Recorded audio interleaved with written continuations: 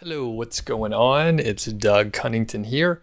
This video is going to be a mashup of success stories from Amazon affiliate sites. So these are interviews that I've done over the years. A lot of times I get updates from different people and we hear how they are doing. So there's going to be 5 different interviews here with 3 different people. And there are various different milestones that we're going to hit. So we will talk to Marty, we will talk to Evan, and we're going to talk to Ellen as well. So there, if I remember the thresholds right, $500 a month, $1,000 a month, $3,000, $4,000, and $8,000 a month. And people are, finding success. People like these sort of success story interviews. So there's like a broad range of people. Ellen is a former social worker. Evan is a former writer, like a professional writer and copywriter. And Marty is an electrical engineer. So there's a broad range of folks, and let me know what you think in the comments. So let me know if you like the long form. Let me know if you like the mashup. And this is a long one, so we'll just see how this works. This is another success story interview. In this one, I'm talking to Marty. So Marty has been around in a lot of the live streams, and if you have paid attention to the chat, you've probably seen Marty over there encouraging beginners to get started. And this is a really cool story because Marty is a student of Five Figure Niche Site, and he also coincidentally lives very close to where I used to work and live down in Georgia. So anyway, Marty has hit his initial goal from when he started the course, which is $500 a month. So he just hit that goal and he's continuing to grow and revise his goals. So we are chatting today. We're going to hear about some of the mistakes that he made, some of the issues with motivation and how to deal with that, and generally how he's been able to hit $500 a month with his Amazon affiliate site. So without further ado, let's get to the interview right now. Hey, what's up? I'm Doug Cunnington. I'm sitting with my friend Marty. How are you doing today? Really good, Doug, and I'm really flattered to be here. I really appreciate it. Awesome. Well, thank you. It's my pleasure to speak with you. You are a student from Five Figure Niche Site, so I'm happy to bring you out and show you off. So let's get to the results real quick right here. So can you share your recent earnings and traffic over the past couple months or so? Right. So when I checked this morning, in Amazon, I looked at my is given per 30 days. For the last month, 30 days was just about I think it's $530 in fees. I've still got more coming because it's not all paid yet. But the traffic it's getting closer, just under 7,000 visitors a month now. So it's like 6,800 or something right now. Cool. And how old's the site? So it's right at a year. So as of June, that made a year since I started a course. Yep. Awesome. Well, congratulations. I know to work on any project for a full year is it's a pretty long time. So it's an accomplishment all by itself. And I know in the last, really in the last 30 days, it's sort of been a milestone for you. So yeah. Can you tell us a little bit about that and what it means to you? Oh, yeah. And actually I even had the original Post-it note where I wrote down my goal that you suggested. My goal was pretty pretty modest. I think I'd make $500 a month. And I didn't even expect for us to be talking about me having achieved that goal right now. I thought it would take even more time. But just this last week, I happened to log into my Amazon affiliate fees account, and lo and behold, I couldn't believe it. There it was. It actually exceeded $500, and it's just kind of hard to describe. It's like when you make your very first sale, but multiply that times 10. And I had to almost actually just stop for a minute because I didn't expect it, but it felt so warm inside, and it really just wow. It's just it's hard to describe, to be honest with you. It's just like a wonderful surprise that makes you just feel good for all the hard work you've put in and so forth. Excellent. Well, and you have put in a lot of hard work. We'll get into a lot of the details of the site and, well, not too many of the details, but your process of going through it. Before we get there, though, what's your background? What do you do for your day job, education, all that kind of stuff? Right. So actually, my day job, I'm an electrical engineer, and I live and work here in Georgia, United States. And actually, we've spoken before about I work where you used to work a long time ago. Yeah. Or in the same area, excuse me. My background is similar to that. Before I got out of Auburn University, I was doing electronics and other things like that. Periodically, while working at jobs before, just in general, I had seen other guys online who were like living a good life, and they're able to travel, they're making money online. It just blew me away because I always had this strange feeling inside that the everyday routine, there should be more to life possible than that. And I can remember some very specific moments in which it just bothered me that I would have to do the same routine the rest of my life. Yeah. And that's why I was interested in this topic of affiliate marketing and how I found you. Do you remember when you first heard about like niche sites or affiliate marketing or anything like that? I do remember, I don't remember the very first time. I do remember having been on those sites because I bought a pair of headphones one time. And I think that was one of my first introductions. And over the time, more websites I was on, it became obvious that I saw the disclaimer about being an affiliate site, an Amazon site. And then when I read more about it, that's how I found you, and I understood more about what it actually was. Gotcha. Hopefully that explains a little bit more. Yeah, so it sounds like couple few years or something like that. Yeah, exactly. Okay. And had you built like other sites in the past, just in general, or? Yes, I did actually. Before I knew about you, I knew what a legitimate course was. I built a website related to a men's health supplement, and I started off on the wrong foot, and there was no way I was going to succeed. And that was very discouraging, but I actually learned quite a bit from that. So it flopped, and it didn't last long. You found me not too long ago. You got the Right. 5-figure niche site course like a year ago.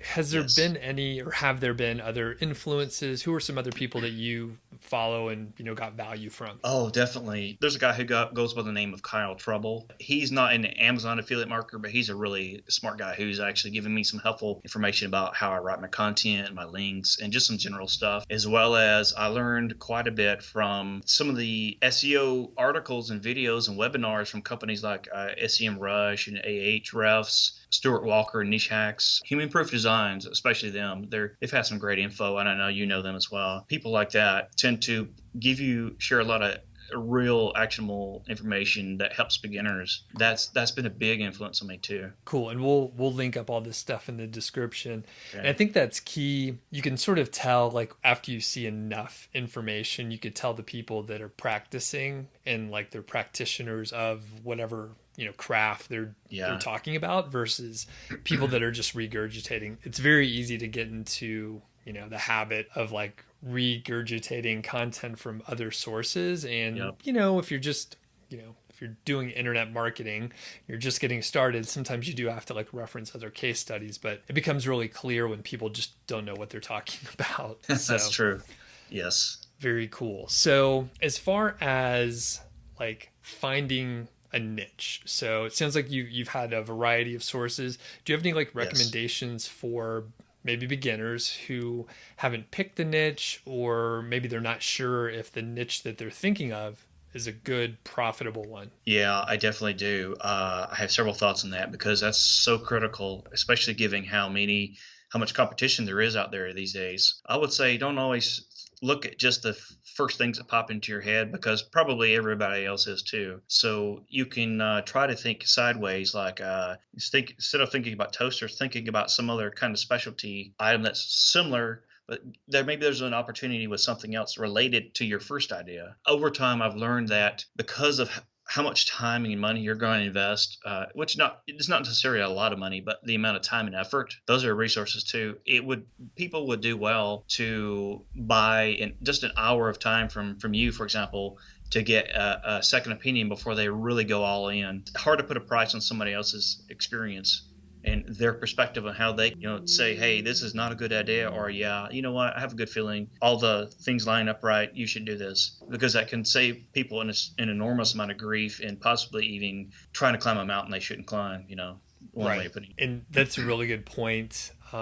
Someone that I'm coaching right now, they hired me for a one-off, just hour to analyze and audit their site. And unfortunately, they've been spending a lot of time and money on it over the last 6 months. And if they just would have met with me first, they would have saved, thousands of dollars. And it's expensive to hire me for an hour, but it's cheaper than if you work on something definitely for 6 months. So it's really, really key to, I guess, understand that maybe it's an investment to hear that you've made a bad decision before you invest like so much more time. And then you have the sunk cost fallacy where, if you're in, you're like, well, I better just keep going. And then you maybe just Yes, it's never going to work exactly. out. So, Very good well, point. well, that said, are there any mistakes that you made along the way in your journey that maybe we can learn from your mistakes so we don't make them? Yeah, I'm sure there's a whole list, but I'll try to cut it down to the biggest ones.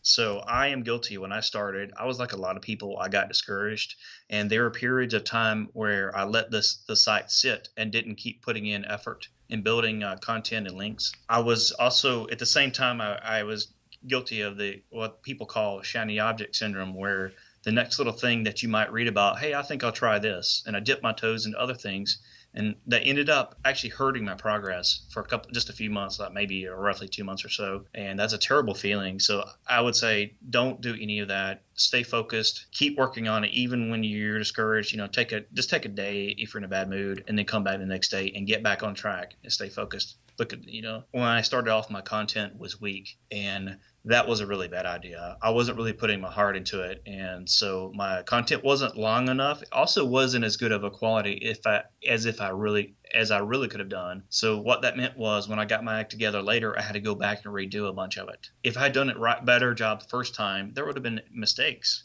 but it would have started off stronger. When I started, I was kind of led to believe that I had to buy an Amazon specific theme, and while that it was going to make a big difference, and while they're nice and they have some pros, but it turned out that just starting with a simple platform that looked good and helped present my content in a good way and gave a good impression to people, I would have been better off with that than having to go back again later and fix everything up, revamp everything again.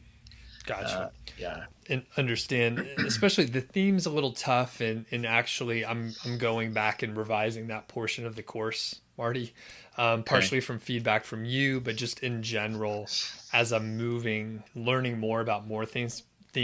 I'm not a theme person myself. Sure. And I think that's part of like why I maybe made a recommendation or two for a couple specific themes, because people really, like some of the functionality, but at the same time, it's like, if you could just get something that looks good enough and you could put your time in content, really Right. focusing on the content. So, and just to quickly summarize, so you mentioned high quality content up front. And then additionally, probably the biggest thing is like, you're going to have some down days. Your motivation is going to waver. You're going to think, unfortunately, you're going to think, why are these other people doing better? I should be able to do that, right? But you can only compare yourself to like you a week ago versus like anyone else.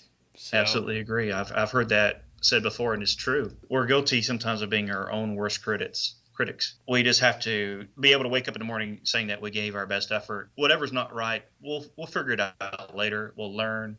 We'll fix it. We'll get better. One thing I've learned that it seems to be critical in general about trying to make money online, even though I realize I'm a relative beginner, is that my mindset has changed a lot. What I didn't understand was we live in a world where we tend to think, and we almost grow up here in the United States thinking, well, if it didn't work the first time, well, I guess it's just not going to work, and I shouldn't be doing that. The truth is, things aren't going to be easy. You're going to make mistakes, and the way being successful means saying, okay, well, if this isn't working and I did something wrong, well, then I'll try something else, because other people obviously can do it.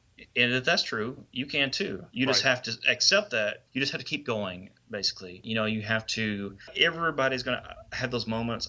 Even just 2 months ago, for some weird reason, one afternoon, I was just thinking, man, I just don't feel like, I don't feel so great about this.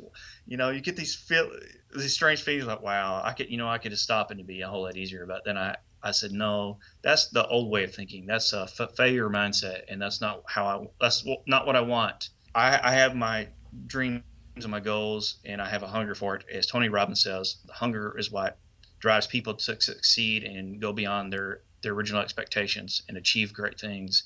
So I knew what I wanted, and I said, do I want it badly enough? Yes or no? That's simple. Yes. Just keep going, keep learning. And that's one reason I joined your course, was because, I heard great things about you, and you have legitimate information, which unfortunately can be hard to find these days. There's so much noise out there. And I forget who said it, but someone said that you need two things to succeed. You need a good blueprint, and you need to take action consistently. And I believe the 5-Figure Niche Site course is a great blueprint, and it works, and it's legit, and there's no smoke and mirrors. There's no tricks. It's just good Thanks. old fashioned, good old fashioned guidelines, and here's what you do, and here's how things work, and this will help you.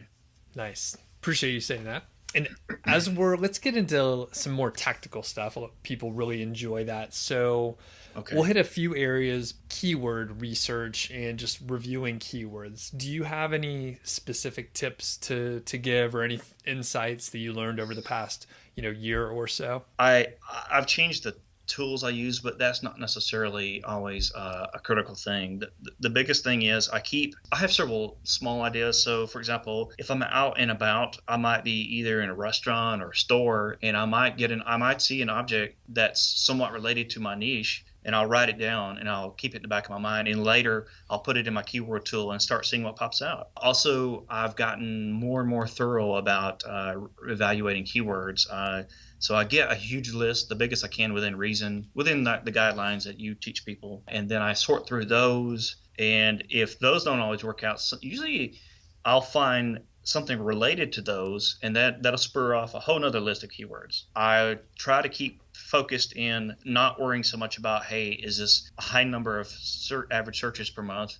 Even if it's a very small number, I've learned that a lot of those are still good, especially if they're low competition, because later on, some of my posts that were based on these tiny numbers, they ranked for other keywords as well, and they did well. So don't think that something's too small. Low hanging fruit, as we say. It still has value. Yeah. Cool. And what tools do you use, if you want to mention them? Yes, I progressed through several over time, but now I'm using mainly Ahrefs. But I do still use SEMrush occasionally, and I may also go back to using both of them at the same time. So okay. I really enjoy it. And do you feel like one of them has a more accurate keyword search volume, or do you just not really care about the search volume so much? I know that they're both supposed to be pretty good according to industry people who actually test them, and articles I've read. Supposedly Ahrefs is slightly better, but nobody really knows for 100% right. I feel pretty confident about either one of those two tools. Yeah. Sure. And I used to think SEMrush was a little bit further off, but when I started looking at more of the documentation for any of the tools, they'll usually tell you the number of months that they average out. Right. So depending on whether it's 12 months or 30 months, or whether it's a growing trend or a declining trend, yeah. It could look a little bit different, but exactly. As long, like you said, the search volume doesn't matter as much as identifying a need there. And if it's a low search volume, it can still be just fine. So yeah, one quick note about keywords. I've always got to be careful to, instead of rushing in and putting a lot of time into good content about a specific keyword, I need to check the competition and say, it needs to pass a test. You need to be, which you show people how to do that in your course, of course. That's very important, because when you're starting off and you're a beginner, it's very discouraging if you never rank well for something. If you fail to check it, right? That's part of it. You got to look at the big picture. Correct, for sure. Now, moving on to content. Okay. You said that you realized your content wasn't as good as you can do. So yes. Do you have any tips on content, or improving or anything like that? Yeah, absolutely. I do. Because I've gotten a lot of comments about mine, and I'm really happy to say that people, both readers and people who I know that know my sites, they like it. At this point, I'll say my first mistake was when I felt like I couldn't write long enough content in the beginning. I went about it the wrong way. So what I figured out was, instead of just saying this is the best product and some details, I'll add value by putting in more about how that kind of product works, pros and cons of it, a lot of helpful information, because not everybody knows this stuff when they find your site and your post. It is legitimate. It's not just I'm not putting in some fluff, putting in something that actually contributes. And then I go on to did the pros and cons of my buyer keyword, the product information, and what have you. There are some really good free resources. What I like to do now was I've learned that in some cases infographics can help contribute to really good content as well. And you can do a lot of that for free in Canva, and they look really sharp. I use Google Drawings, which is free, for some of my diagrams when it's technical information, to help give really good, clear diagrams that help people to understand something, to do something themselves, or to see how something works, instead of doing it in like I've seen done on other sites, which looks terrible, things like that. And there's tools out there also to check your grammar, things like that. My Yoast SEO plugin. It highlights some of the readability scoring. That's another thing that helps also. It helps keep me in line. And I've noticed that I've gotten better at writing content because if I check my work, I'll find mistakes and I'll learn from that. And it keeps improving. It's a process, you know. Nice. Very good.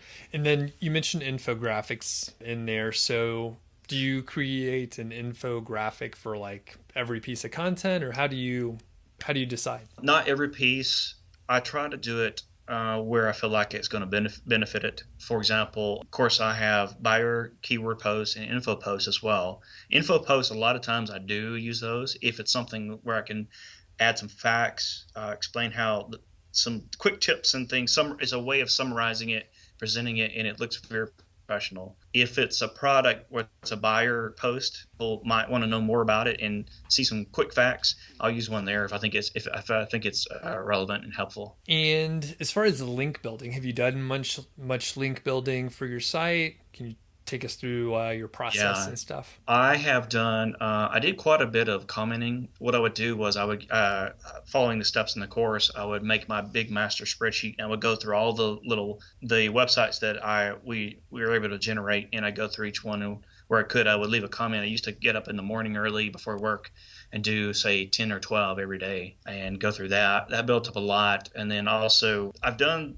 a few real guest posts, but I have bought some, but you have to be very careful with that kind of stuff. I did only that to try to make the best use of my time, because I was also trying to make more content because I write it myself. It's hard to juggle two things sometimes for me because I have a full-time job. I bought some, I did some the natural way, and then the blog commenting. About how many links would you say you have as far as the like the do follow guest post, not the blog comments? Okay. Yeah, the do follow I think are 15 to I think it's 15 to 20. Great. Probably. Okay. Yeah. Okay, so pretty much like prescribed as in the course. So yes. Cool. Very good. Right. Exactly. All right. And do you have any other like just sort of overall tips for people that are like, hey, I want to do what Marty's done here, just in a general sense, to follow in your footsteps? Yeah, I really do. I think one of the first things that I would tell people is you need to look at it from the perspective that it's not going to happen in just a few weeks. It's a progressive thing, and it starts off very slowly, and you really need to start off the right way. Put in the real effort, and you have to be consistent. Every week you need to be doing something, and you need to understand that you just need to keep working on it and stay strong and get to the first point where you start getting traffic. And then once you do and you get that first sale, it's very rewarding, and it'll build upon itself over time. You keep seeing it rise. You know, you just understand you need to be patient. Very good. And I think the further you go along,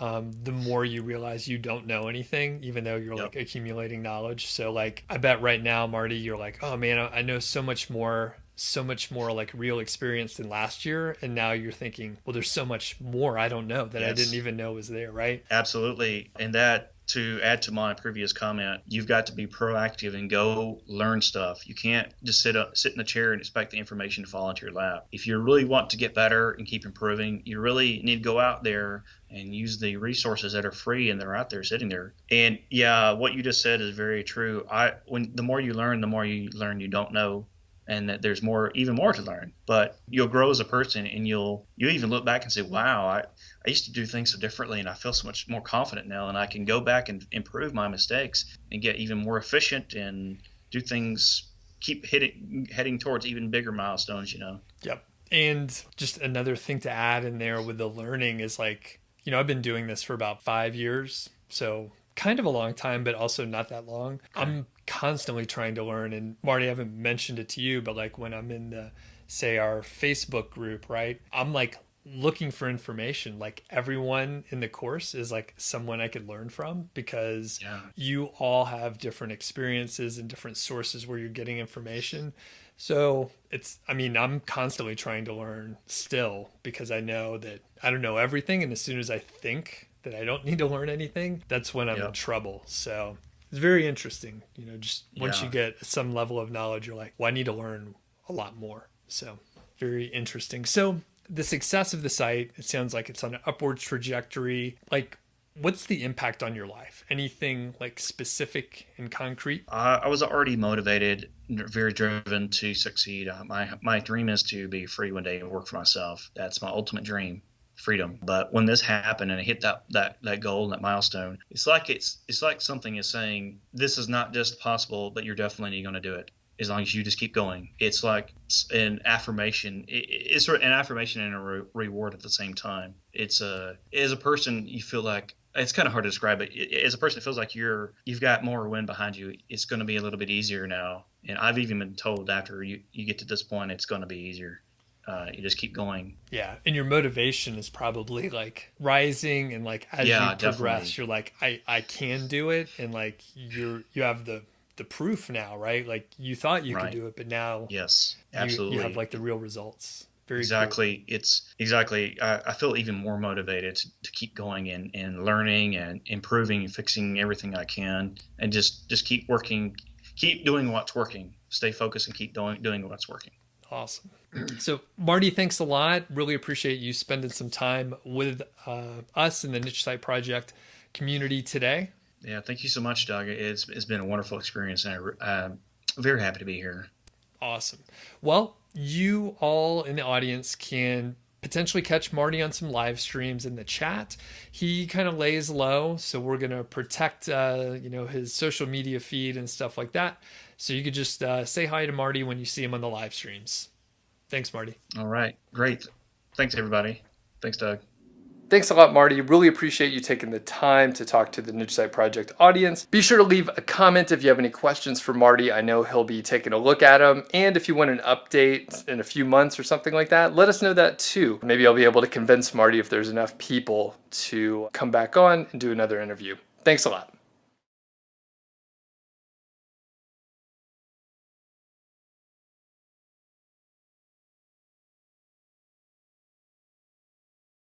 This is another success story interview where someone has used the keyword golden ratio and found success. Today we talked to Evan, who is getting close to about $4,000 per month using a combination of Amazon affiliate commissions and other affiliate programs. Evan's going to tell us how he has gone full-time with internet marketing. Additionally, he's going to talk about how he's been able to stack skills from his previous corporate job and corporate life to use in internet marketing. Evan will tell us how long his content is and sort of his approach to content as well. Before we hit the interview, I'll place a link to the Keyword Golden Ratio Masterclass where you can get tons of information about the Keyword Golden Ratio if you want to implement it yourself. Additionally, if you want to learn more about creating Amazon affiliate sites, I'll place a link to my site, Niche Site Project, so you can check it out as well. Let's hear from Evan now. Hey, Doug Cunnington here, and I'm sitting with my friend Evan. How are you today? Hey, I'm great, Doug. Thanks for contacting me and letting me know the success that you're having with your Amazon affiliate site. So before we get into the details, can you just share the results that you've seen just in the last couple months here? Yeah, definitely. So my site is actually a little bit older. It's about 14 months old. Started as a hobby site. I wanted to monetize it eventually, but I had no real plans or strategy for that. So, I did a couple things here and there, and it got myself to a certain level, but I was kind of stuck. And it was in about late February, that I started kind of pouring on the KGR. I decided to go all in. Since then, I've written about 50 to 55 KGR posts since that point. So it's been about 3 months. The traffic has roughly doubled. I was getting about 1,000 visitors a day. Now it's about 2,000. And the revenue has shot up, as well. In February, I think I made about $600. This month, I could hit 4K depending on how things go. It's been a good start to the month. So that's in the cards, I'm hoping. But yeah, so I've seen all the metrics have gone through the roof. It's been great. I'll quickly summarize here. The site's about 14 months old. It's June of 2018 right now, and it looks like you could hit 4K this month. And it's been since you've been putting about 50 keyword golden ratio compliant articles up, traffic has doubled. It sounds like you're at about 60K per month over the last month or so. Yeah, right, exactly. Right awesome. Around there. Congratulations. That's a huge feat. I mean, Thanks. For some people, Thanks. That's like, they're thinking about quitting their job and stuff like that. But before we go down that road, why don't you just introduce yourself? Let us know your background. What do you do for your day job? That sort of thing. Sure.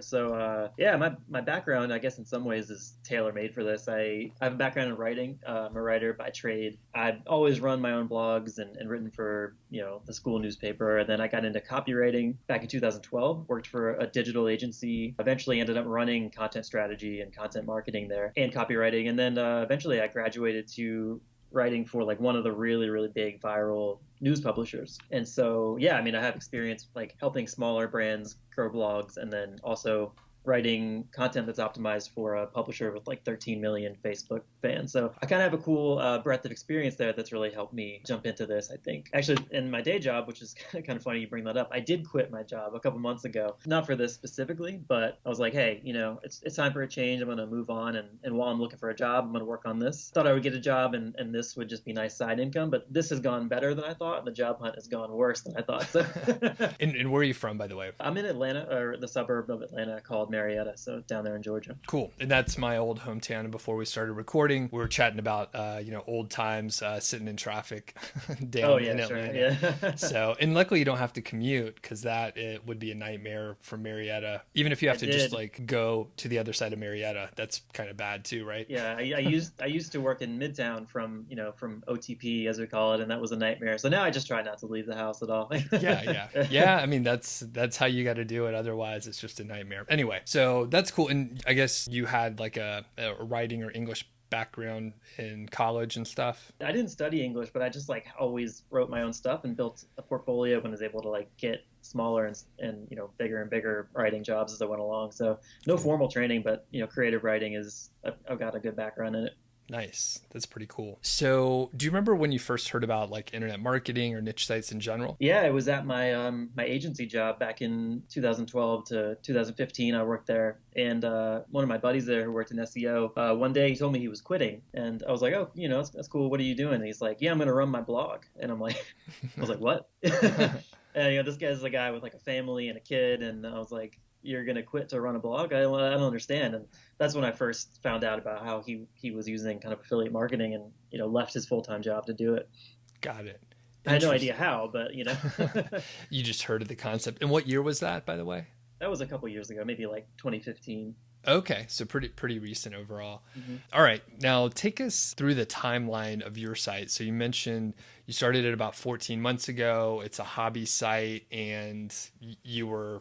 Yeah, just take us through the timeline. So kind of inspired by my friend, I was like, I want to do that. I don't really know how, but let me start a site based on something I like, and I'll just have an outlet. And and I have that background in blogging and content marketing, and I knew I could write good articles and get traffic. Like I knew I could do that. I didn't know how to monetize. I didn't know anything about Amazon affiliates or affiliate programs really. So I thought I'd figure that out later. I had a couple of like reviews I wanted to do based on things in the niche that I enjoyed and was already using. And so, I did those and had some success. I mean, the site grew. I got traffic, pre-KGR, pre any of this stuff, I was still at, 20, 30K visits a month and doing pretty well with certain product reviews, but I just kind of was stuck there. And, was started to think about like, how can I take this to the next level? And I've been following, the KGR stuff for a couple months and was really on the fence. I was kind of one of those people who was like, I don't know, does on title really work? And, right. What if the keyword is this? And what if the volume is this? And, I think it was about that time in February where I was like, it sounds good. I've seen the other success stories. Let me just try it. Let me write a couple dozen of these and like see what happens. And seeing the success from each batch that I did, like kept me kind of going. And, here I am. Very cool. And how many posts did you have on your site before you started adding KGR stuff? Probably like 20. Okay. I actually haven't counted, but yeah, around 20 probably. Okay, so you had 20 articles over the span of like a little less than a year, maybe 10 months or so. Yeah. And then you've added like 50 more. About how long are those KGR posts? They're usually about 1,500. Like 1,200 is kind of the floor, and then some of them are just barely cracking 2,000. Yeah. Got it. Okay, that's cool. And basically, as soon as you started publishing them, you were out of the sandbox already. You had actually a pretty good amount of traffic. You're getting like what, 800 to 1,000 visitors per day, right? Mm-hmm. And then you started putting like content that you'd be able to rank for right away. So how fast would you rank after you would publish it? That's a good question. I feel like it actually took some time for me. Like this is something that's kind of weird, and maybe you know about it, but I'm on Squarespace, which God, if I could go back in time and go back to WordPress, I would do it. But it feels like it takes my pages a long time to get indexed. Like once they're indexed, they're ranked pretty quickly. But it just seems like it takes like a week or two for Google to really figure out like what's going on. And I don't know if that's a Squarespace thing or not. Yeah, I think, to be honest with you, I was publishing so much stuff that I didn't even pay attention. I just like published it, and then like I'd come back 3 weeks later and have a look and see like what was going on.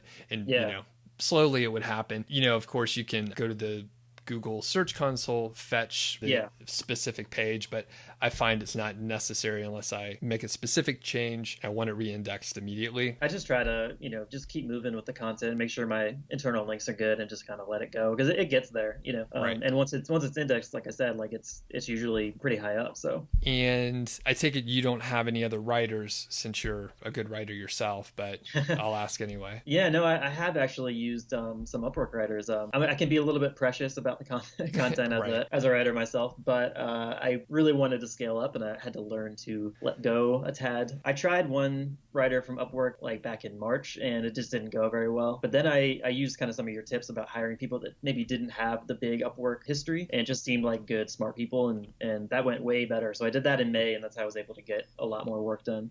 Cool. How many writers did you hire? I was working with just two Okay. to start, and they probably did 10 to 15 pieces for me. Okay. Yeah. Cool. And yeah, that's a good dent. And do you remember what you were paying them? Between 15 and 20 bucks for, the full article, depending on how long it was. Yeah. Yeah. And I guess as a writer yourself, you don't want to like beat them up too much on price and you're like want to give them a fair wage, I'm sure. Yeah, sure. Well, I kind of used a little bit of what you talked about like giving them raises. Like for the test article, it was like lower. And then Sure. for the next batch, I gave them like a little bit more and, Yeah. And like, it's really cool not to let them know that you're going to do that because then it's like winning the lottery. You're like, oh, Yeah, wow, right. that's crazy. It's a scratch off. It's an extra $10 or whatever. Yeah, for sure. So yeah, it's a that's nice thing cool. to do. And are you continuing to work with them right now, like getting a lot more content done, or what's the situation? They're not working on anything right this second, but yeah, I'm thinking about doing another batch with them because they did a good job and it helped me get a lot done. So it's just about how much I want to spend. Okay, cool. Now, it sounds like you are working with other affiliate programs aside from Amazon based on what you mentioned before. So can you tell us a little bit about that and why you are working with other programs? Yeah, so like I said, there was the site started as a hobby site, and there was this kind of like suite of informational products that I used that really helped me a lot. And I noticed that nobody else except spammers were really writing content for them, and they had an affiliate program. And so I was like pretty quickly able to take over like all the traffic regarding X reviews for them for all their different products. And as an info product, the commissions can be pretty good because there's no like physical product, there's no like overhead for it. So yeah, I mean that's been a big chunk of what I've made. But the cool thing about the KGR is that I've been able to, because those are so profitable for me, I've been able to like use KGR style articles to funnel even more relevant people to those reviews that are earning me a lot of money. And so that's been part of the growth, even though it's not Amazon, it's a big contributor. Right. And I think a couple takeaways. So I get questions like, can you use the KGR for X or Y or whatever? So a couple things that you're doing differently than a lot of the standard model. So you're using Squarespace, number one. So you're using Squarespace, which is, I mean, I've never used it, but it's supposed to be easy to use and all that. Well, so, I think it's great if for like a landing page or like a static website. Blogging, it's kind of a pain, but it is what it is. Right. So anyway, so you're on Squarespace and you're also doing other affiliate programs. And are you able to share like whatever platform or marketplace you worked with or whatever? Yeah, so they've actually kind of hopped around. They were doing their own thing, and then they were on ClickBank, and now they're do you know the website Teachable, where people host courses and stuff? So now Teachable is like launching their own affiliate marketplace, and so it's going through there now, and it's early on. Yeah, so things have changed a lot because this is like a young brand that I'm working with, but they keep hopping around. But it's doing well for me. So. Gotcha. Okay, and I guess it just sounds like the specific hobby or niche that you're involved in. Like there's just good products, and it sounded like you used the products, so you actually like could write about it knowledgeably and all that stuff, right? Yeah, for sure. It's a competitive niche, but I think that there's little spaces here and there, to fit in, and right. And it helps being interested in it because you kind of know a little bit more, and you can find those niche topics. Sure. I know you told me the niche, so I know what it is, and other people don't. But I was gonna say it is competitive, and it's like super impressive that in 14 months.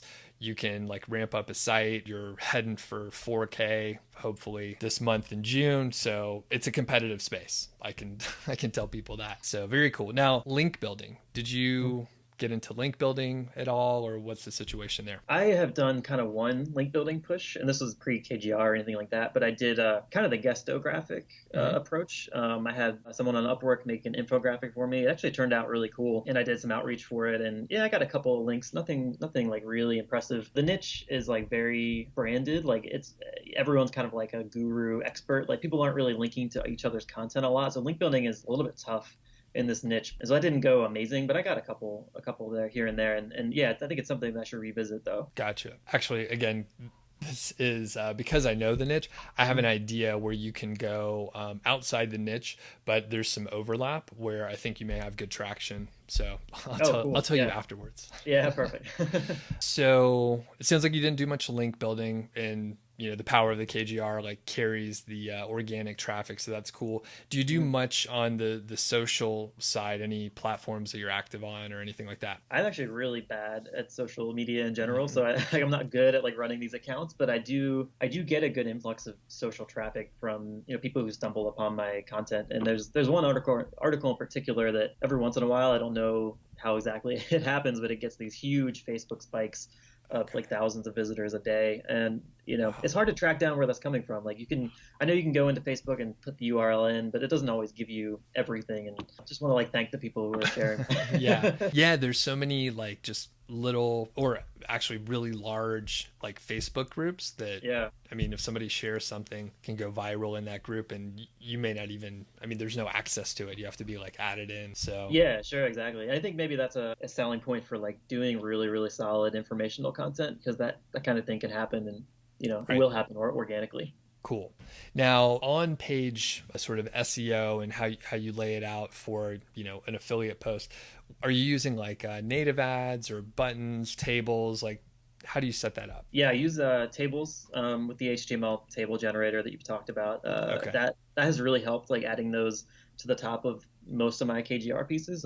It's helped me get way more clicks over to Amazon. I mean, like if I've learned anything from like this and my time at, big viral publishers, is that people don't want to read anything. They really just like want to skim and find what they need. I remember when I was writing that kind of viral news stuff, like we would sometimes have our H2s tell the entire story so that you didn't have to even read the rest, because that's just how people do it. So having tables is great. And I don't use buttons, but I usually just like text calls to action that stand out in some way. Yeah. Cool. All right. That's exactly what I do. It's like buttons are just a little extra, but it doesn't really matter. And it sounds like no native ads at all. I tried some here and there, and I just didn't really see a return on it. So I was like, Yeah, same here. I find that it just comes off a little more salesy versus the text call to action where you let them know that they're heading over to get more information or whatever. Mm-hmm. So I think cool. It's kind of like throwing spaghetti at the wall. It's like, hopefully one of these products you like, and you just throw them, it's like, it's a little bit much for me. Yeah, exactly. And at the end of the day, it ends up being a lot more affiliate links, like in a small section, which is, can be problematic. And by the way, how many affiliate links do you usually put like on a, say, 1,000 word or 2,000 word post? Yeah, I've really brought it down. I used to do a lot. Like I used to have basically every mention of the product would be linked, but now I've really stripped it out. And at the top, I usually will do like a little bulleted list of like, here's the best budget, best mid-range, best high-end, those are linked. The table's linked, and then maybe just one at the end, and that's kind of it. Okay, cool. It sounds like you watched a couple of the webinars that I've done. Mm-hmm. Yeah, for sure. Less is more, I think, and that's kind of interesting too. Like I used to think that not necessarily saying it was going to Amazon was better, and maybe it was like less salesy and more subtle, but it's actually a good thing to be like, hey, this is, if you want to buy it, here's where you go, like so they don't open up a new window and just look for it on their own. Like it's very clear. Right. Yeah. And really in life, you want to like meet expectations, right? People are disappointed when the expectation is different than reality. So if they're like, oh yeah, I'm going to read more about whatever product, and they think they're going to another page on your site, and then they're like, it's in my cart. Like, why is it in my cart already? Sure. So, okay. So when I got started, I made a lot of mistakes. In fact, I still make mistakes all the time. They're just much bigger now. So did you make any mistakes as you were coming up that you learned something from? Do you want to share? Yeah, I think I could think of a couple. I mean, I wish that I had a plan from the beginning, honestly, because I started, the site's 14 months old. I've only been taking it really seriously for a couple of months. And I did okay before that. But if I had started with a much better plan from the beginning, I feel like I could be so much further along. Even just if I had started KGR when I first saw your video on it, like, but I feel like I waffled for a couple months and I lost like precious time because, it does take months for this stuff to like really ramp up, and you can be, if you just start now, in a couple months from now, you'll be way far ahead versus if you sit on the fence and think about it. So that was a big one. I mean, I just wish I had started with a strategy. The other thing I think was when I was starting with KGR, I thought like, okay, I'm going to get this kind of trickle of traffic at first and it's going to slowly build. So like, let me go after like the most expensive things in my niche that I can possibly find. Right, because that's going to make me the most money, right? But it's true what they say that there's kind of a sweet spot of like what people will buy online quickly. Mm-hmm. Things that are $2,000 are just, the decision cycle is just too long, and I mean you can get commissions on that, but it's harder. And so that kind of like $50 to $150 or $200 range is just a much better place to be, or even below that. Honestly, is fine, but you don't want to miss out on the having the better conversion rate because you're going after these crazy expensive items. And I know I was going to say, I made those same sort of mistakes where it's like, well, yeah, you just want to recommend like the most expensive thing possible because you'll make more money. But there's definitely a value in the volume that you see on Amazon. So, and at this point, I'm just like, I'll publish any or I'll target any product, even if it's only a couple bucks, because I just want Google to like my site and visitors to be on the site. And that's fine with me. So do you have a minimum threshold or anything like that? Not really. I mean, I don't think I've done anything less than like $10, but I mean, I'll write stuff about products that are 10, 20, $30. I mean, yeah, it's something that'll rank and bring visitors and people will like it. And you're still sending clicks to Amazon, which is great. So very cool. Evan, do you have any questions for me? Yeah, totally. I do. You've kind of heard the journey of my site, and hopefully we'll hit around 4K this month, maybe a little bit below, but I kind of want to get to that 5 figures a month, that we talk about, and the full like living wage off of this. And knowing what about like my site and my niche, like would you recommend another huge batch of KGR posts, maybe going after some higher volume stuff, or link building, or where's my time best spent, like in your opinion, do you think? Sure. First thing, don't forget you have to pay taxes, so that's like 40% out the door. So don't forget about that part. I'm assuming you've already taken that into account. Yep. The other thing is you're getting good traction. And I know you mentioned before, like, you published a bunch of stuff and you're sort of regrouping right now. You don't have writers working on more stuff. I would say if you do have the budget to probably, keep publishing like more content. And, I refer back often to when I published 200 articles, and like it took a little while for everything to come together, but once it did, it like skyrocketed, and it was way more profitable than I imagined. And I just reinvested a modest amount of the earnings each month and was able to, pay for it without like any money out of my pocket. So I would say take a look at that. Additionally, one thing that I didn't do, I'm going to give you like a few things, assuming no constraints. Okay. And then, but I assume there are constraints. So the other part is I did another sprint like last fall where I published, a similar number of articles in a short amount of time. And I just happened to have a content team ready. So that's why I did that. In hindsight, I should have probably spent a little more time on outreach and link building as well. So KGR works really well, even with minimal link building. But if you do link building and outreach, it can be really helpful, especially when you're trying to rank something more difficult. So I would recommend spending some time on that. Or, I mean, some people would spend time on social instead, although I would say, time on the SEO portion is probably more valuable, especially if you're not a social media kind of person. The other part, back to the content, is you're probably starting to rank like number one for a few posts, and you're ranking well for certain things. I would add more content to those. So you'll be able to attract more long tail keywords. If you're already ranking number one, you may think, don't add anything to that. It's fine. Add more content to that. You could take a look at Google Search Console to see like what else that specific URL is ranking for.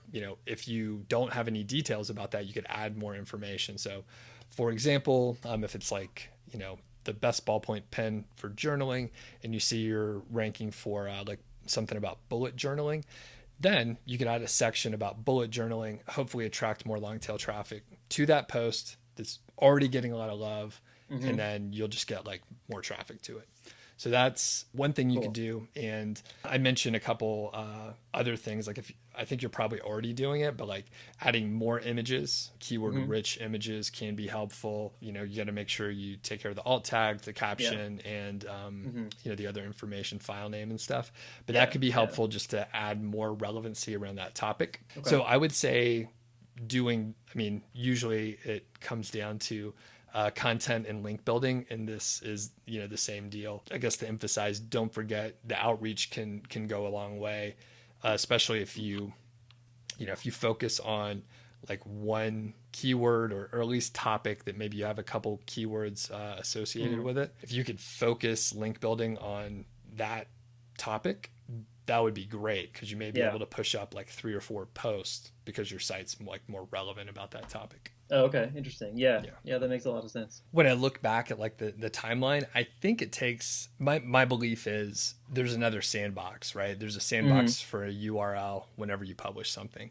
And I think it's probably about 6 months. Like if the search volume's over, I'm just making this up on the fly, if the search volume's over like 720, I feel like there's another 6-month sandbox, right? If it's a lower search volume, it's a much shorter sandbox and there's like fewer, competitors out there. The point is, a lot of times, you're seeing good growth now. You just started in February. So I would say for another 2 months, you're going to see the same, like I have the graph, so I'll show it to people, but your curve, I guess it's this direction probably. The curve is going to continue growing for probably 2 months at this like very like sharp, cool to look at earnings curve. And then it'll probably taper out a little bit. The really neat thing is it'll probably, that'll put us to August, and then it'll probably be, another 2.5 months, and then it'll jump again because of the retail season. Now, if you keep your foot on the gas and you keep adding more content, like right now, there's a good chance you'll have some kind of, continued crazy exponential growth in the November and December timeframe, which is what I saw, by the way. So interesting. I published 200 articles between like June around this time to October or so, maybe May to October, something like that. And then it slowly grew. And then, at the beginning of that period, it was like $1,000 a month. And by the end, again, retail season was like 14,000. Yeah. So like, that's the kind of, it'll blow your mind. It's really hard to like anticipate the earnings that you can really pull in. Yeah, no, for sure. It's funny because like, I feel like I've been grinding away at content forever, but like you said, it's only been 3 months, and almost every single piece that I've written has seen some growth from like month 1 to 2 and 2 to 3. And so like I've all these ones that I just wrote like are going to keep going and going, and that's pretty exciting.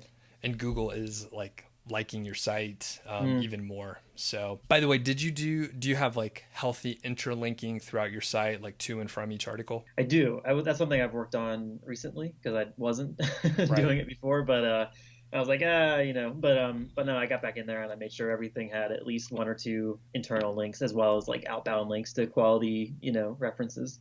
Cool. It's easy to put links in the new articles to the old stuff, but it's a real pain to go back and add new links to the old articles, and that's the part people forget, because it just sucks, especially when you have like imagine it in 6 months from now when you have like 150 articles. That's when it really sucks. So I remember you saying that before, and so that is something I made a point of doing. And now it's easier to do it when you publish it rather than going back and trying to do a bunch of them, because that really sucks. Right. You have a list of like 100 and you're like, what do I have to do? So excellent. All right. Well, do you have any advice, Evan, for people that maybe they're just getting started, maybe they don't even have a site yet? My biggest piece of advice is like, just start, just do it. I watch a lot of your live streams and a lot of the comments and questions, and there's a lot of, people like kind of hemming and hawing over like, what if the keyword is this? And like, what should I do if this, if that? And I think you want to dive in. And I think if I'm interpreting KGR the way you intended it, it's like designed to be done at scale, right? It's not a sniper rifle where it's like, this is the keyword that's going to blow up and make you hundreds of dollars. It's like you do a lot of these, and some of them are huge hits, some of them flop, a lot of them do well, but nothing crazy. And so and it takes a lot of time to get that work done. So it's like the sooner you start, the better off you're going to be 3 months from now. Yeah, I know. I wish I would have started a lot of things a little bit sooner. I'm like, it eventually worked. I could have been like a year ahead. So yeah. And the other thing, I guess, like, is to kind of double down on things that are working. Like, if you've got, certain products, I guess people are just primed to like buy on the internet, and it just seem to sell well. And if there's ways for you to funnel more traffic into those products, that's great. Like, you want to have informational articles on your site anyway. If you can point those toward a review or a product roundup that converts really well, like, that is gonna really, really help you. And so that's one thing that I've done that's kind of like helped things take off. Awesome. Yeah, really good advice. A lot of times, and I'm guilty of this in the past, where it's like, oh, this particular post isn't doing well. How can I make it a lot better? And then I spend time on stuff that's not working, and then it's probably never going to work, versus like checking out like what's going well. How can I do more of that? So yeah, like, it's a good thing to have kind of an understanding of that, like, decision cycle that people buying stuff go through. And if you're thinking about like just people who know what they want or know the specific product they want, there's also people one level up that don't know they need it yet, and you can introduce them to it. It may not convert quite as well because it's not a buyer's term, but just like, if it's converting, like, just get more people looking at it. Yeah, exactly. And by the way, I didn't ask this before. Do you have an email list on your site? No, I don't. I'm not really doing anything with email. Okay. Well, you got a lot of traffic. We should talk about that. Yeah. So especially if you have informational posts and ClickBank products or whatever products where you could actually like do some email marketing. Okay. Thanks, Evan. Really appreciate it. And maybe in a couple months, we can get an update from you if it's cool with you. Everyone, let us know in the chat if you want to hear from Evan again. You think you'd be up for it? Absolutely. Yeah. And thank you, Doug. I mean, the KGR has really, really helped me. It's been a great like roadmap to get to a point that I really didn't think that I would be able to get to. So thank you for all that you do. Appreciate it. Thanks for saying that. And have a great day. Thanks. All right, cool. Thanks, Evan. Really appreciate you joining me today. And by the way, in the audience, if you all want to hear more from Evan in a couple months, get a little update, please let us know in the comments. And if you have questions, feel free to ask in the comments below. I know Evan takes a look at most of the videos, so I'm pretty sure he'll be able to add his 2 cents in. Thanks for watching.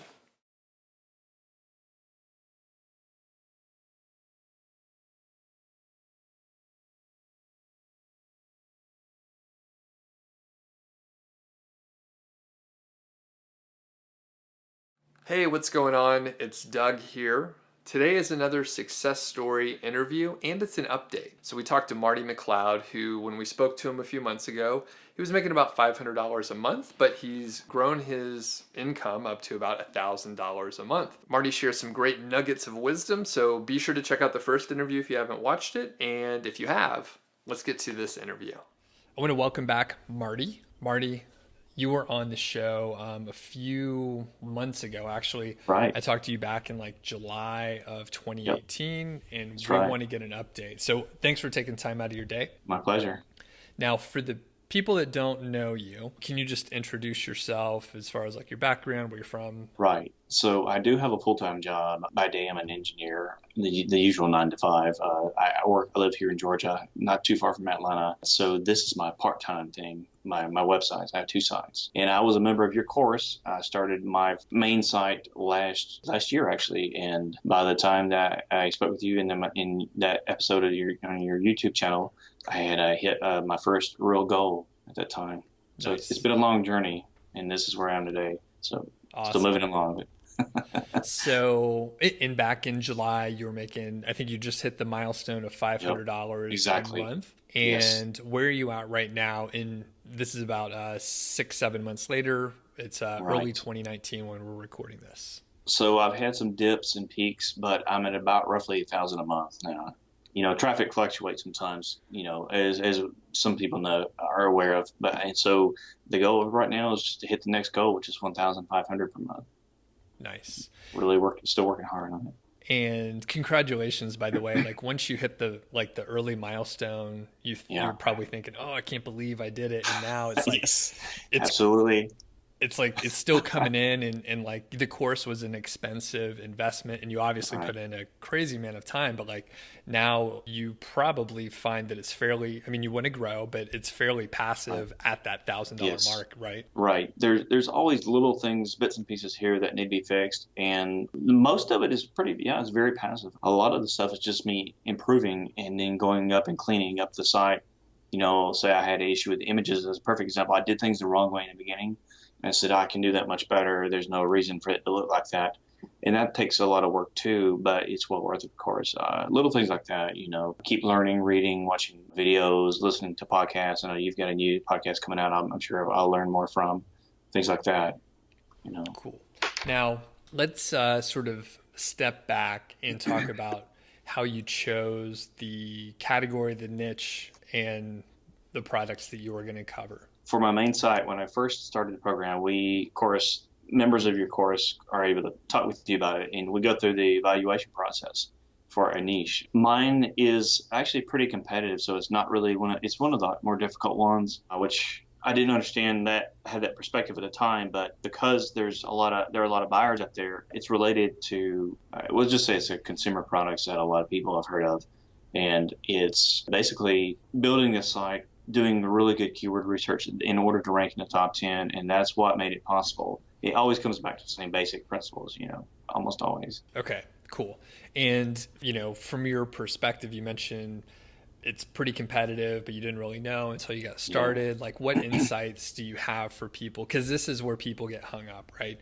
They know that it's super important to make a selection that is not going to be too competitive, but you also want enough competition to know that it's a validated area to even that you can make money, basically. So what tips do you have? Yeah, well, one big thing I think that really stands out that's helped me so much is, and I know I think it was the Moz bar you had people recommended. There's also, you can use another extension for Chrome called SEO Quake. And what I'll do is in my case for keywords, but it could be just checking a niche, same principle. I use with that extension installed, I can see the stats for all the competition that comes up in the search engine results page or SERPs. And that gives you a lot of insight into the big picture. You look at the big picture. Are there some weaker competitors? Do I stand a chance at ranking in this niche, or is it all really tough and probably not a good idea? It gives you a lot of insight, as well as really finding out across the board, generally speaking, are there a lot of buyers for this product? A lot of different variations of this niche, these products. Is there this? Is there that? This for moms, this for babies, for example, for this and that and the other. If there are a lot of those, that's even more potential keyword ideas as you go further on down the road, as opposed to something that's very limited in terms of keywords that you might be able to find, because it makes a huge difference. Right. I mean, the competition analysis is really difficult because once you start looking at an overall topic, there are hundreds, thousands of different keywords or products. So it's really hard. I get emails often, hey, is X niche a good one to go after? The answer is, well, I don't know. But first, it's like, I have no idea. And then really it's like, yes, most of the time there's enough wiggle room where you can like find a spot to provide valuable information to people that are interested in that like sliver that you're targeting. Yeah. So it's really hard to answer that question. And a lot of times it's like, yeah, it looks a little competitive, but why don't you I think I remember some of those coaching calls where you and I were talking, and it was like, it could be a little tough. Hopefully I gave you good advice. Like, it could be a little tough, but it's hard to tell until you start publishing stuff. Yeah. And then chances are, right, and you probably found this, Marty, where it was like maybe it took a little bit longer than you thought it would, but if you can get past that period, the competition drops out, right? Right. Yeah, definitely. That's a very good point. I have to think, when you begin this, you don't always understand. You need to think long term, because some things can take a long time to rise up in rankings and for the site to start building up momentum. If you're thinking too short term, as in I want to see results much faster, you're far more likely to get discouraged, and some people potentially even give up because of that, which you've got to understand that. Think you're looking long-term gains, not short-term. Right. But it pays off. It'll pay off. Right. If you can change your mindset like that. Exactly. And I was going to say, I got so excited, so I didn't mean to interrupt you there. Of course. I was chatting with my wife over the weekend, and we're often in a mindset of like, how can I make this, whatever this is, make this happen as quickly as possible? And the decisions that you make, if you're looking, say, 6 months or even 18 months out, the decisions you might make are totally different than if you're thinking, hey, what about 2 or 3 or 5 years from now? Like, then the decisions you make are dramatically different, and you can make some pretty bad, dumb decisions if you're looking too short term and you're like, absolutely. Yeah, that's what we want to do. We want things faster. And if you are a little more patient, then, things could work out fine. So speaking of patience, how old's your site right now? So my main site is, let's see. So gosh, this is less than 2 years. Less than 2 years. I guess it's what, 1 3/4 years or something like that. I'm trying to remember. It's like a newborn child or something. It's like 47 months. So it's about 2 years old. Now, when you hit the 6-month mark, Google Sandbox is something people talk about. So at 6 months, did you see more growth? What about at 12 definitely. months? Yeah, for that site, it took a little bit over 3 months once it got out for it to come out of the sandbox. My second one was actually faster by a little bit, but yeah, so it took about roughly 3 months for the sandbox period, and then progressively over the following number of weeks, the original 10-post sprint that you had us do in your course, begin to steadily see it kind of slowly rise up, as opposed to now where my site has a little bit more authority, and in some cases it seems to get treated favorably.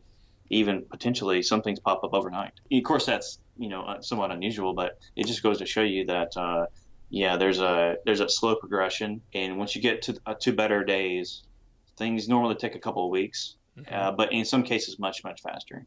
Okay, cool. And about how much content do you have on that first site? Yeah, so I'm trying to remember exactly. It's roughly 60 now. 55 to 60, I'm trying to remember because some keywords I track separately, but somewhere like that. Let's just say 58-ish. Okay. Something like that, yeah. Cool. And are you like actively publishing more content, or are you, so how are you dealing with that? Are you hiring writers? What's the situation? So that leads, I'll have a question about that as soon as I finish my description. So I do it myself because up until this point, once I got a better understanding of what content should be based on the things I've learned from a variety of good references and good examples out there on the internet as well. And doing my own, which takes a lot of work, it takes time. So it's a little bit slow for me to get it out. Say the most, usually 2 posts a week on the weeks that I'm doing the content. I'm hoping to get writers to speed up the process. And,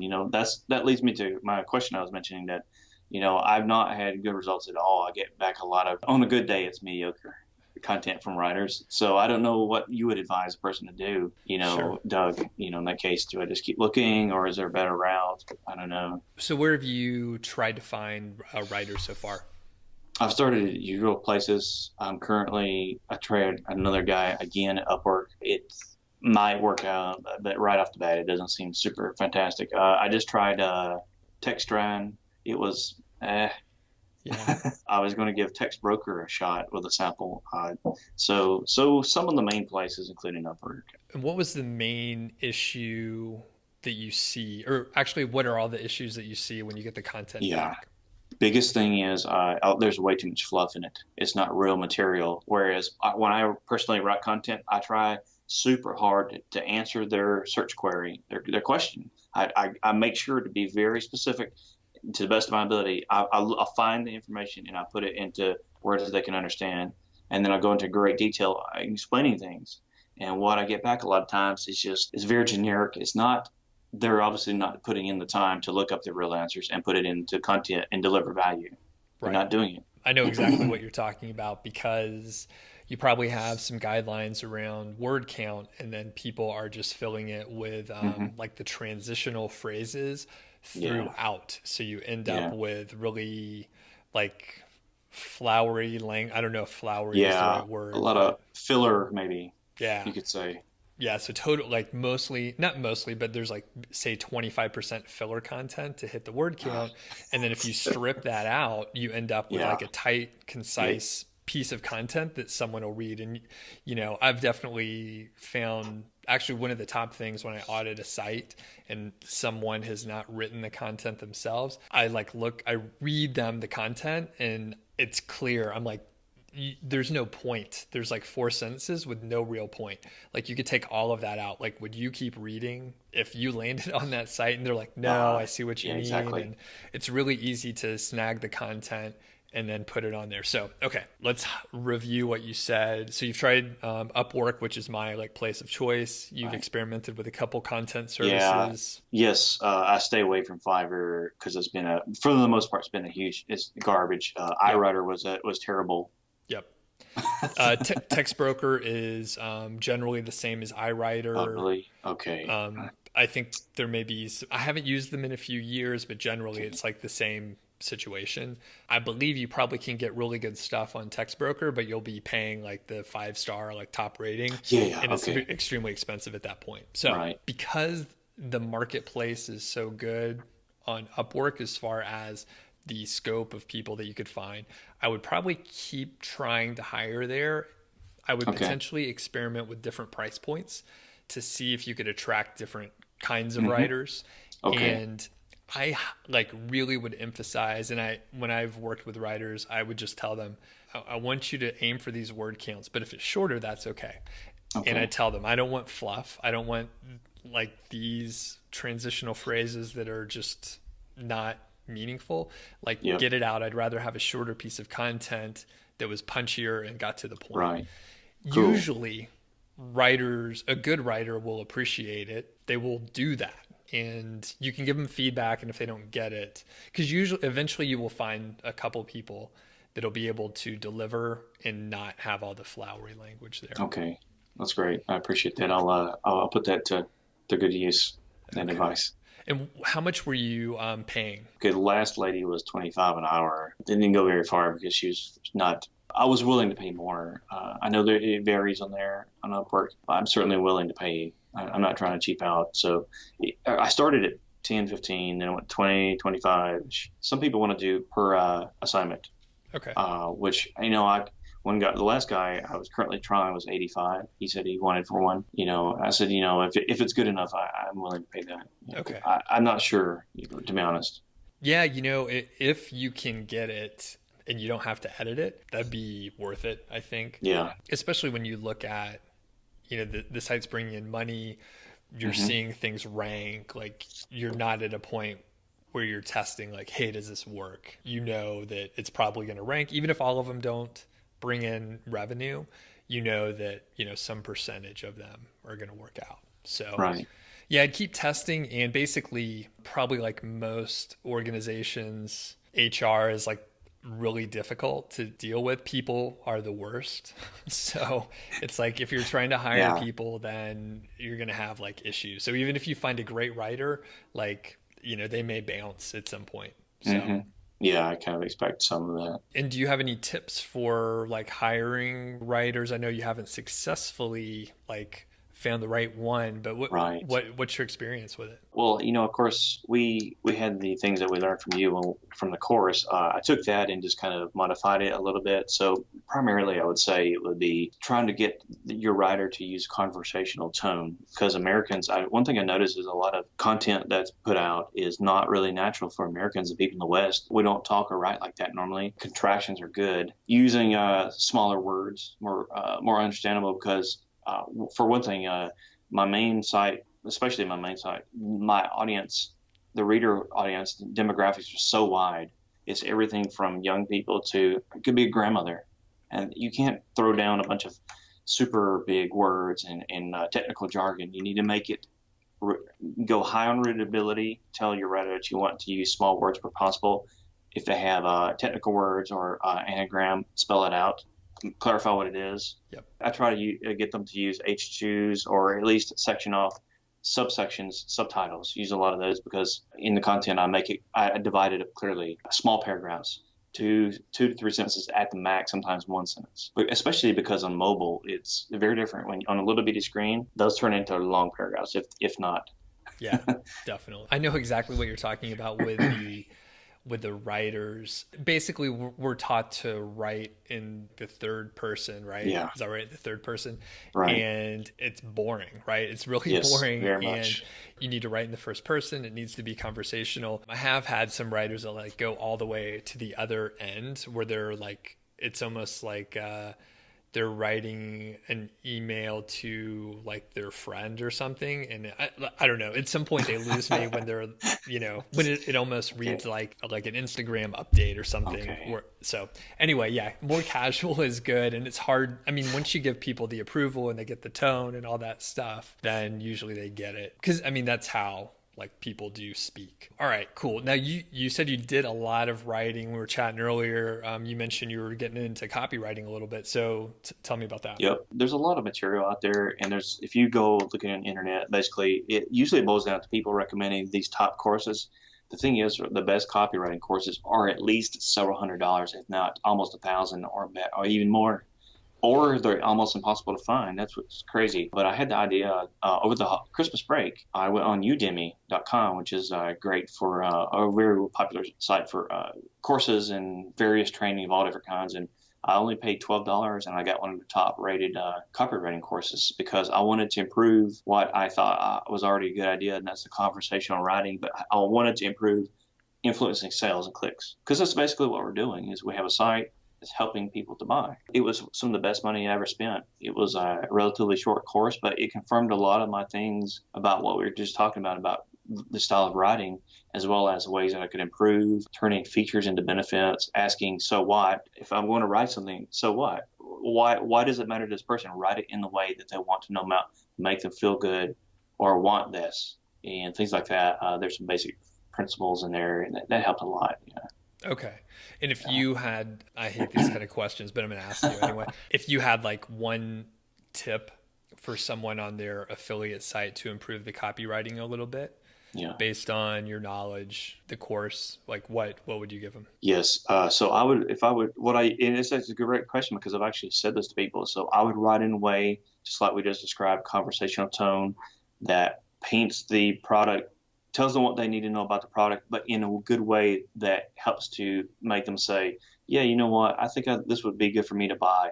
And then don't be afraid to be clear with your call to action. Make sure that is there and you lead up to it. And by the time they click, they stand a very good chance of already having decided, you know what, I might pick up one of these. Right. Don't be afraid to tell them what you want them to do. Click here and to read more or to check it out, blah, blah, blah. Yes. And it's like you should never rely on the person to understand what you are leading them to. You have to tell them directly, yes, click here, do this, and then blah, blah, blah. Yeah. I've actually seen a couple of people's sites because I've talked to so many people, and in a couple of cases, the call to actions weren't very good at all. And I understand why they weren't doing well is because it wasn't clear, where do I click on this, or there's no button, there wasn't leading up to that. And there wasn't clearly a nice flow that leads up to them taking that action. Yeah, exactly. And another situation that I see all the time is like people use images, and those will be affiliate links, and maybe they don't have any other proper call to action. But let's say you're just scrolling down the page, or even if you're on a mobile device and you're scrolling, you have no idea that the image, like, why am I going to click on the image? Like, no one's going to click on your image unless you put call to action in the caption. It's like, click on the image, please click on the image to whatever.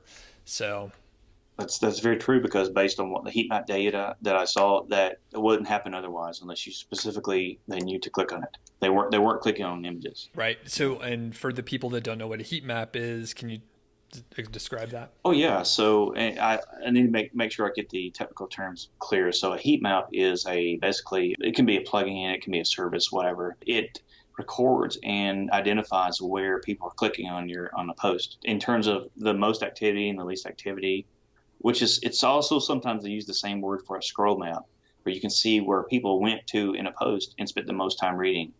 That's also very helpful sometimes. You learn a lot from both of those. Okay. And so with that information and then your copywriting, like what things have you learned about images or calls to action or the heat map in general?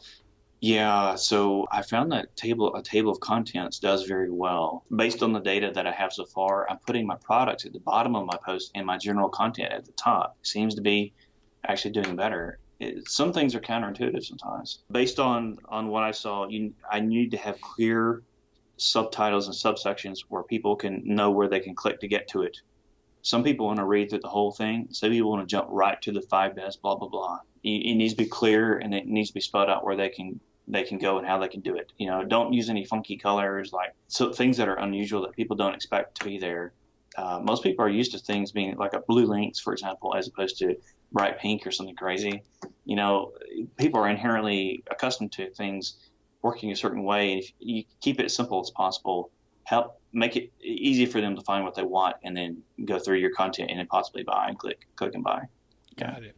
And just want to double check, because there's a lot of different sort of conversions or positive signs that you may see. So by putting the top 5 posts or the top 5 products or whatever the choices are at the bottom, you're saying there's an improvement. What is the improvement? Yes. Is it sales? Is it time on site, or what? It was actually my time on site seemed to be pretty good either way, but for some reason sales was better. Clicks and sales were better, specifically with the best products, my product section on the bottom. I'm not 100% sure why that is. I think it's potentially trust, because they see the pre-existing content before they get there, which kind of validates this is a legitimate post. This guy's got a lot of information here. I can go ahead and down here and find one. That's my thought process, but I'm not sure about that. That's a little bit harder to figure out. Yeah, I mean, you really wouldn't know. And I guess the one thing I could add is, for example, like a sales page, of which I've done many. Typically, you have, from the all the copywriting stuff that we've studied, you have like the story, right? You have the story, the background, all the benefits and those sort of things, and then at the very end, then you go for the sale, right? You don't jump right in and say, click here, do this. Although, sometimes people may put a link up at the top, and it's like, if you want to get right over to Amazon, for example. But like on a sales page, typically, you need to rope them in and focus them and get them to pay attention to the things that'll help them make the decision, which that totally makes sense to you from what you said. Yeah.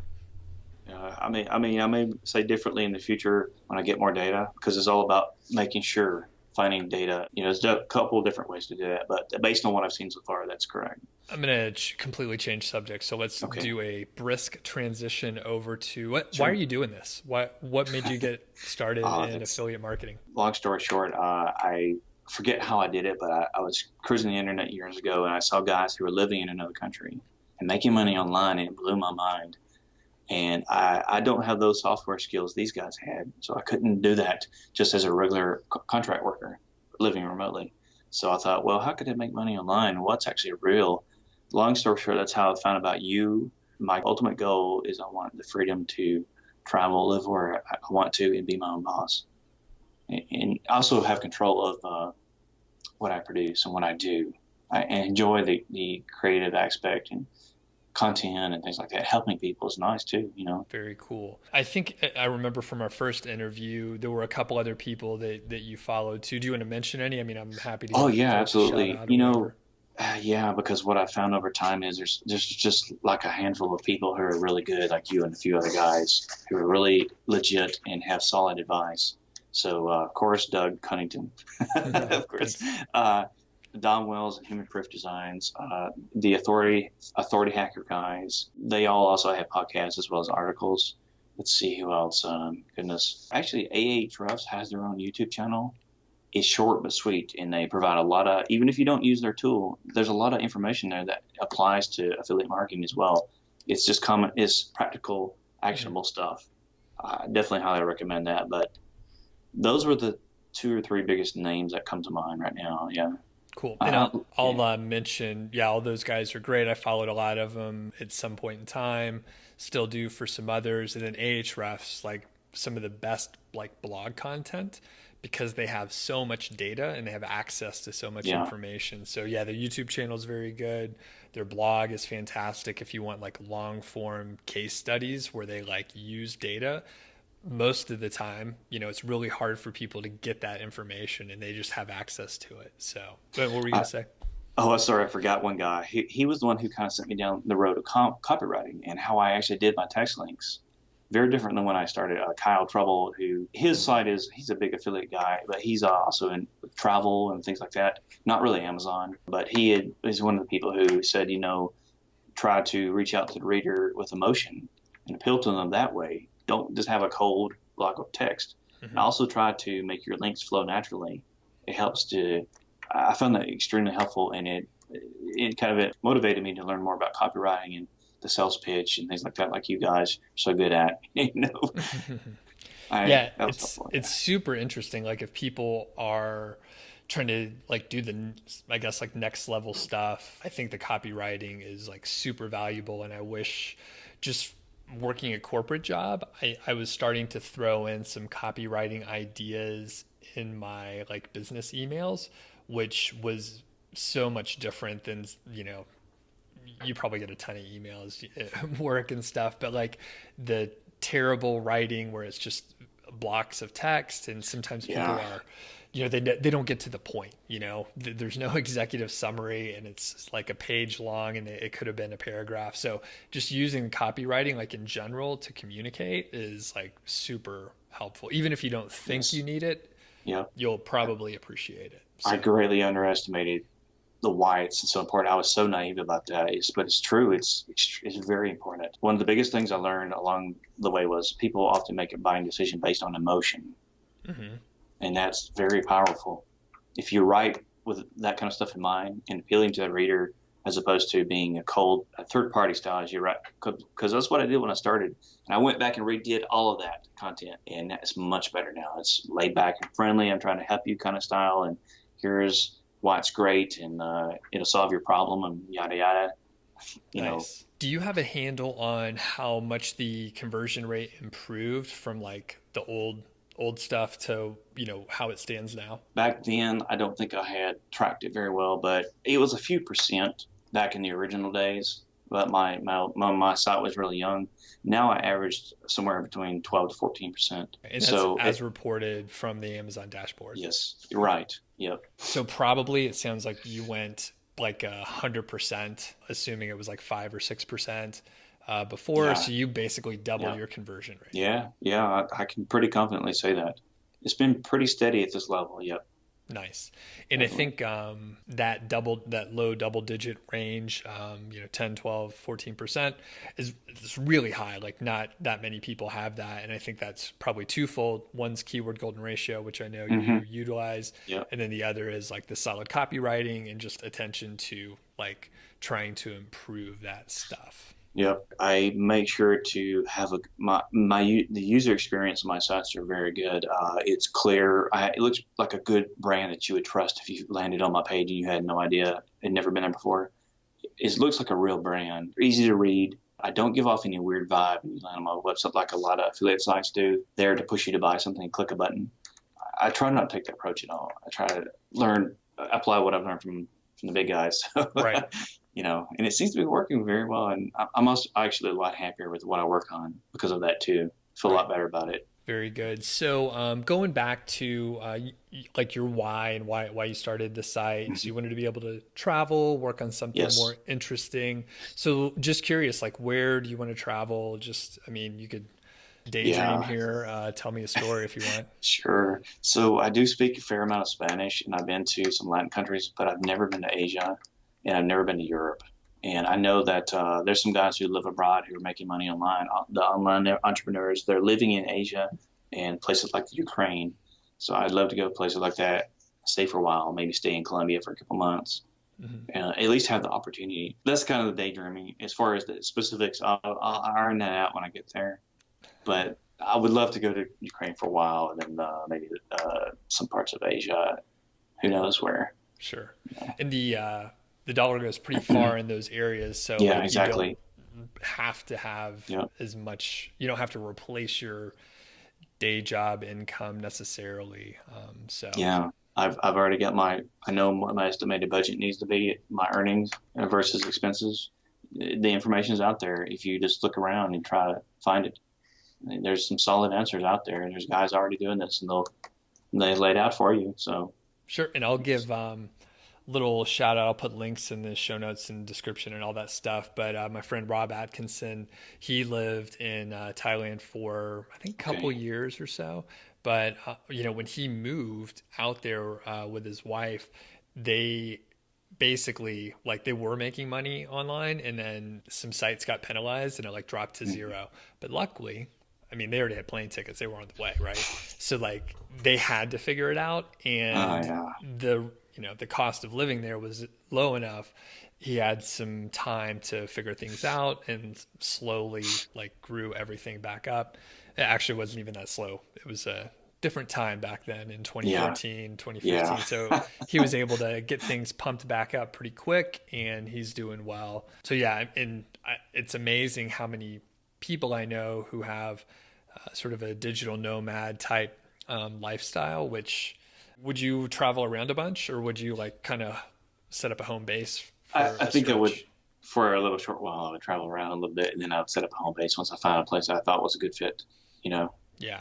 My wife and I, we traveled in the US. We traveled with our dog who passed away years ago, but we were traveling around, and we were like, well, we don't want to go international. We want to bring the dog everywhere. So we traveled around the US and did road trips instead. So that's cool. Did a lot of domestic travel. Now, of course, in the US, we didn't take advantage of the dollar arbitrage situation. So we went to more expensive cities most of the time. So it was expensive, but it was cool to see other places, of course. Yeah. So, I forgot. We also stayed a month. So we would go somewhere, rent a place, set up shop. So it's not so rushed. Cause when you go on vacation, you feel like you have to do everything, and then you end up really tired. So absolutely. So we would just stick around for a month. We'd get to go shop at the stores, live like locals, and we didn't feel rushed. So anyway, all right. For people that are maybe just getting started, or maybe they haven't started yet and they're thinking, hey, that would be great to have more, income revenue coming in. Any tips for people who are thinking of getting started? It always boils down to two things. You need a good plan, and you need to always take action. So they need some kind of plan to know how to approach this, because I've actually heard that come up several times. People have even bought a ready-made site, and then they don't know what to do. You need I definitely recommend 5-Figure Niche Site course. It's actual stuff that you do, and it's a plan that's clear. Tells you here's what you do, point A to point B, yada yada. And then they need to just really be consistent about actually being serious about doing the work.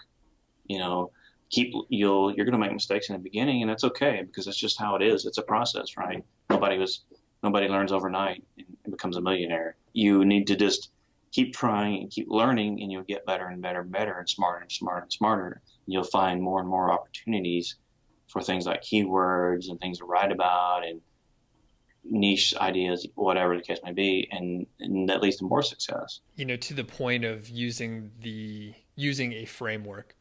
Thanks for saying that about my course. I think it does work pretty well. I did have, this has been a few weeks ago, someone bought the course. They went through the first couple units, and I have a very generous return policy. I try and force people to do the work, by the way, with return policy. But I try and, take the risk away though, right? You got to remove risk from a copywriting perspective. I remove the risk, and I'm like, hey, it's on me. If you do the work, it should work out for you. Now, this guy or gal, I'll just keep it generic. This person got the course, went through a little bit, and then they were like, oh, you know what? I already know that stuff. I don't think it's very useful. And I was like, well, did you go through the exercises? Did you brainstorm? Did you do competition analysis? Did you do the work? And they didn't. And that's why they were unfulfilled. They just thought, oh, I already know that stuff because I've read about it. I've heard it on a podcast. I've watched YouTube videos. And it's not very useful to know how to do something if you can't execute it. So we could read, there's all the analogies, right? You can read about swimming, you can read about riding a bike, you can read about having sex, but until you get in there, it's completely, you don't know, right? A whole other world. Apple, it's reading and doing are two different things, as I always say. It's tremendous difference. Taking action is just getting off the couch and actually doing something is one of the biggest obstacles for I would dare say the majority of the population. That's the biggest thing I run into with anyone who's ever asked me about this topic. So most people just aren't willing to try. They're not willing to actually to try and work on it. If you're willing to do that, and you're motivated, the rest is up. It's definitely possible. You could figure it out. Yeah. Now, mistakes. Now, you mentioned a couple of times, hey, you're going to mess up a little bit. Do you have any like fresh mistakes that you made in the last 6 months since we chatted? Last 6 months. Let's see. Anytime that let's see here.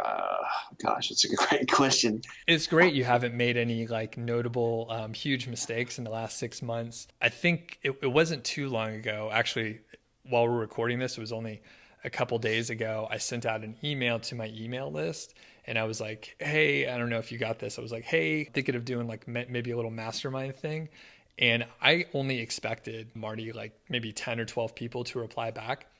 I have like 100 replies back. So I just said, hey, shoot me an email back, just reply, instead of setting up like a form or something like that. So anyway, that was a silly little mistake that I made, even knowing that I'm sending out an email to, a few thousand people, and there's a chance that a lot of people may reply, but hey, I didn't think of it. So sometimes you just take some action, and then you have a data point on what not to do. I mean, it's always valuable feedback to take action and do something, even if it kind of blows up in your face. So if there's anything else that we should highlight as far as, beginners getting started, or any other thoughts, like when people do ask you about this sort of thing?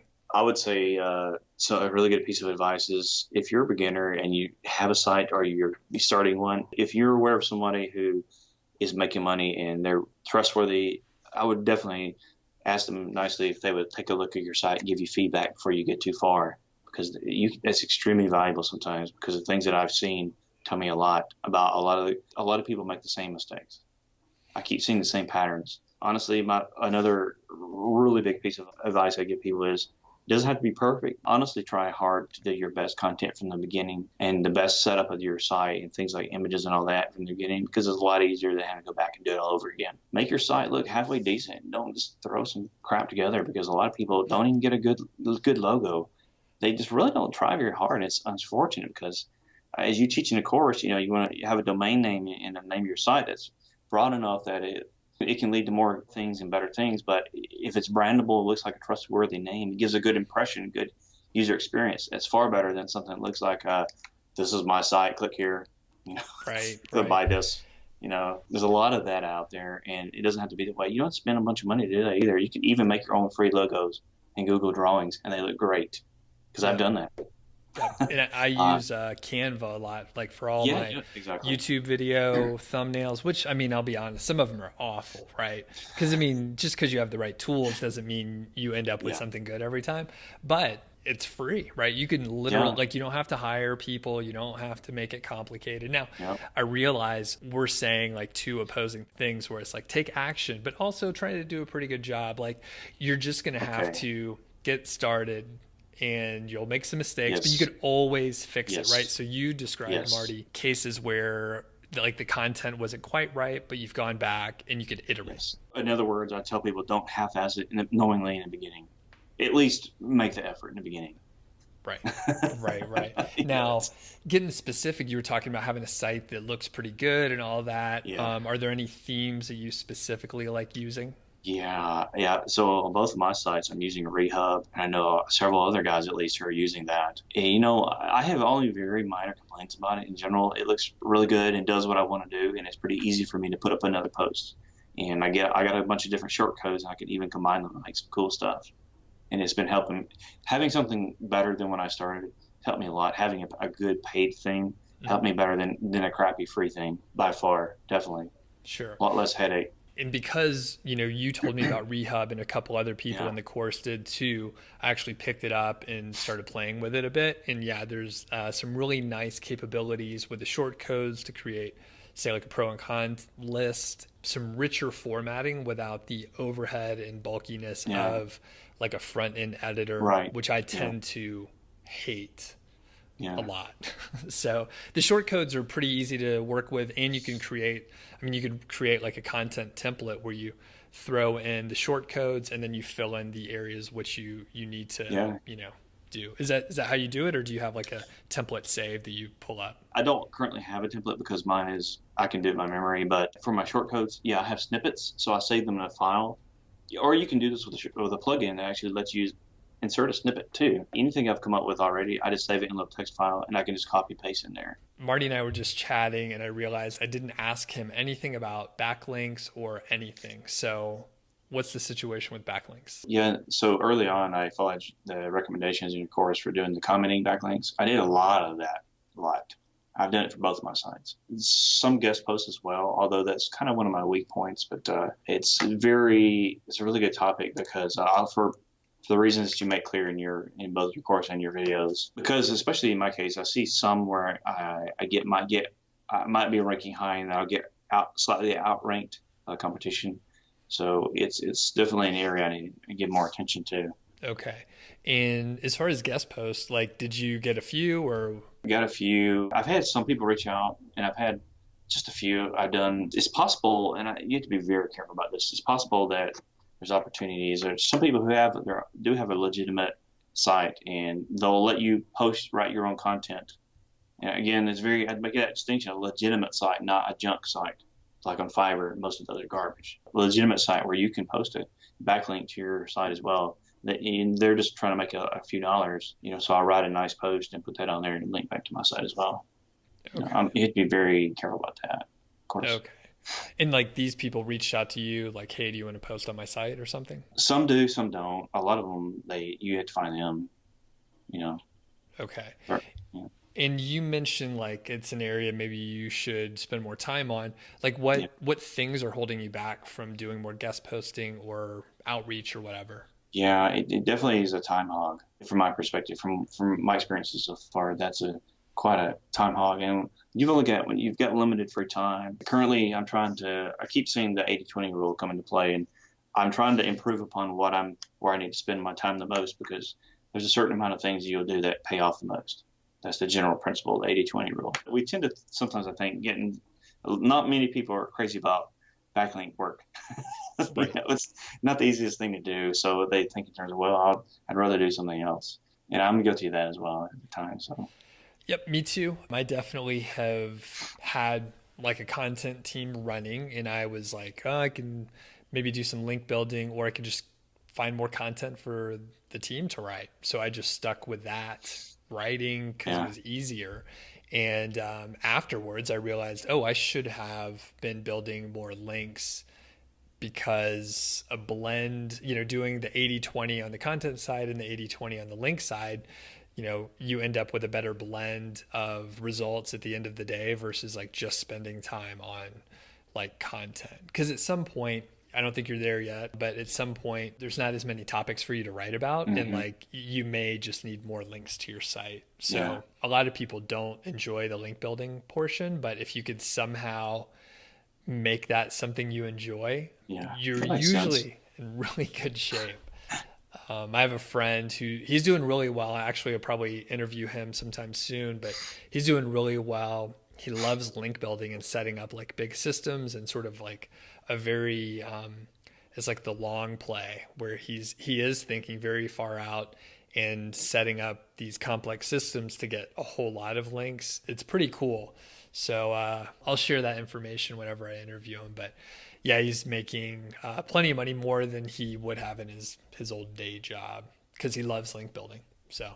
Oh, wow. That's cool. Yep. So do you have any tips for, people that are maybe hung up on the link building thing? So when I write a piece of content, usually I refer, if I have any technical things that I mentioned, I'll have a backlink to a relevant backlink to something like on Wikipedia or an electronic site.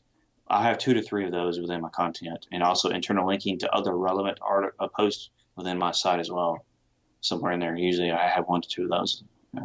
Okay, great. So external, and then these other kinds, And the internal links. Yeah, very important. Yeah. A lot of people ask about WordPress silos or siloing content. Do you do any of that, or you just interlink? No. Okay. Just interlinking right now. Okay. Yeah. That's what I recommend too. A silo is just a pain in the ass to set up. you know.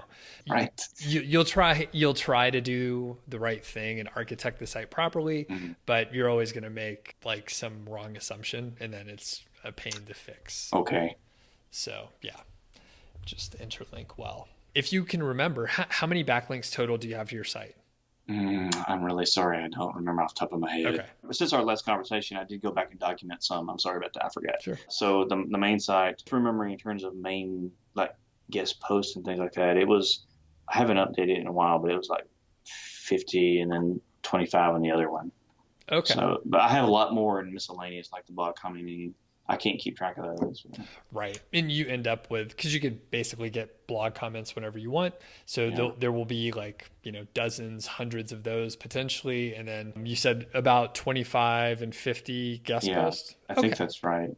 That's great. That's pretty good. That's pretty good. I mean, like, I think if you want to have, a $500 per month or $1,000 per month, like kind of, you don't have to have backlinks, but if you have a base set of like 25 or 50, that's usually enough to get you, playing and ranking. And then usually people will see the value of like putting the effort in there. And once they get their content done, they come back around and they're like, maybe I should do some link building too. Is there anything else you want to add, Marty?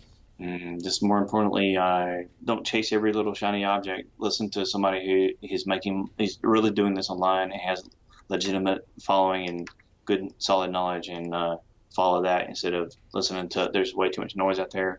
Pay attention to people who are really making money and they're legit and trustworthy. Yeah, that would be one of my best comments, I think. The closing. Yeah. Very good. Awesome. Well, thanks a lot, Marty. I appreciate it. Thank you, Doug. Well, and I was going to say, you're doing all the hard work and you're, kicking ass out there. So really appreciate it. All right. Marty keeps a low profile, like someone who wants to get things done, which is very smart. So if you want to find Marty, you can find him sometimes on YouTube live streams. He'll be in the chat. Otherwise, he's unavailable because he's working on his site and doing cool stuff. If you really, really need me, you can find me. I won't be that hard to find, I promise. Yeah. And I think as an aside, we'll leave this in even, it's valuable to set up these barriers because you don't want everyone to find you. And I actually had some people, it was interesting because I get a lot of unsolicited advice, I may add. So I get a lot of advice and someone was like, hey, it's really hard to contact you. I was like, I know. I realize it is. And, if you could find me, you probably have a more intelligent question than if I just like threw it out there. Of course, that was a little while back. So now it's easier to find me and all that. But yeah, you're smart to keep the low profile. Then you can get good work done. All right. Thanks again. And maybe we'll catch up with you sometime soon, Marty.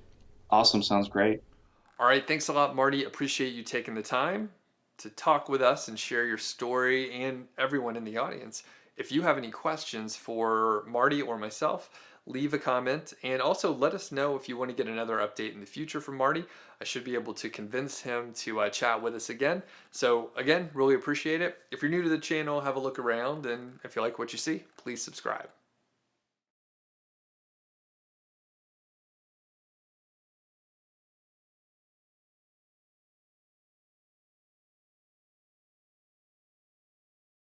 In this interview, I talked to Ellen. She's had fantastic success with the keyword golden ratio. She has a site that's about 8 months old. She's reached $2,000 a month already, and it looks like she's on track to hit almost $3,000 this month when I'm publishing this video. Ellen and her husband have formulated a model to help you calculate the ROI for a keyword golden ratio article. So let's get to the interview and we go deep into the topic. By the way, if you're interested in hearing more, please leave a comment to let us know that you're interested in hearing more about her formula and maybe more stories from her. I almost forgot, if you're not on the email list, you should check it out. Go to nichesiteproject.com and hit the green button. Enter your email address. I'll send you all my templates, a bunch of other guides, and 15,000 keywords. So if you're interested in Amazon affiliate marketing, you should definitely check it out. Good morning, Ellen. Thanks for joining me. I'm really excited to talk to you today. So welcome to the Niche Site Project channel. Thanks so much. Good to be here. Thanks for having me. Okay, Ellen, we're just going to get like right to the punchline pretty quickly here. But before we do, Can you just tell me a little about yourself and your background? Sure, absolutely. So I actually am a social worker by background. I worked in the public policy field for a number of years, 5 to 7 years, prior to really starting to get into internet marketing. And so I got into internet marketing probably in 2011. I started a travel blog actually. And at the time, I had read about all these successful travel bloggers who were making, tens of thousands of dollars a month or whatever on their travel blog. And I thought, well, gosh, I travel a lot and I was getting ready to move overseas. And so I was like, well, that would be like the perfect kind of online business to have to set up before our big move so that I can be bringing in some income because we moved for my husband's job. So I wanted to work too while we were overseas. So I spent about a year building up this travel blog, and that's how I got into internet marketing. Built the travel blog up to where it was doing well, making probably about 4K a month at its peak, and continuing to grow when honestly the great firewall, I was living in China. And so I got just really shut down by the internet in China. It was just impossible. But I never gave up. I just kind of had to put all that on hold. And then I returned to internet marketing a couple of years ago once we got back to the States. So kind of a bit of a circuitous route into internet marketing from the kind of political world or the advocacy world. I think it fits my personality well. So I like the challenge of it. Cool. So now let's get to the punchline part. So you have a site that's doing pretty well, and that's how you and I sort of connected. And you launched the site in July 2017. Right now it's March. So it's, what is that, 8 months or something like that? 8.5 months probably, yeah. Okay.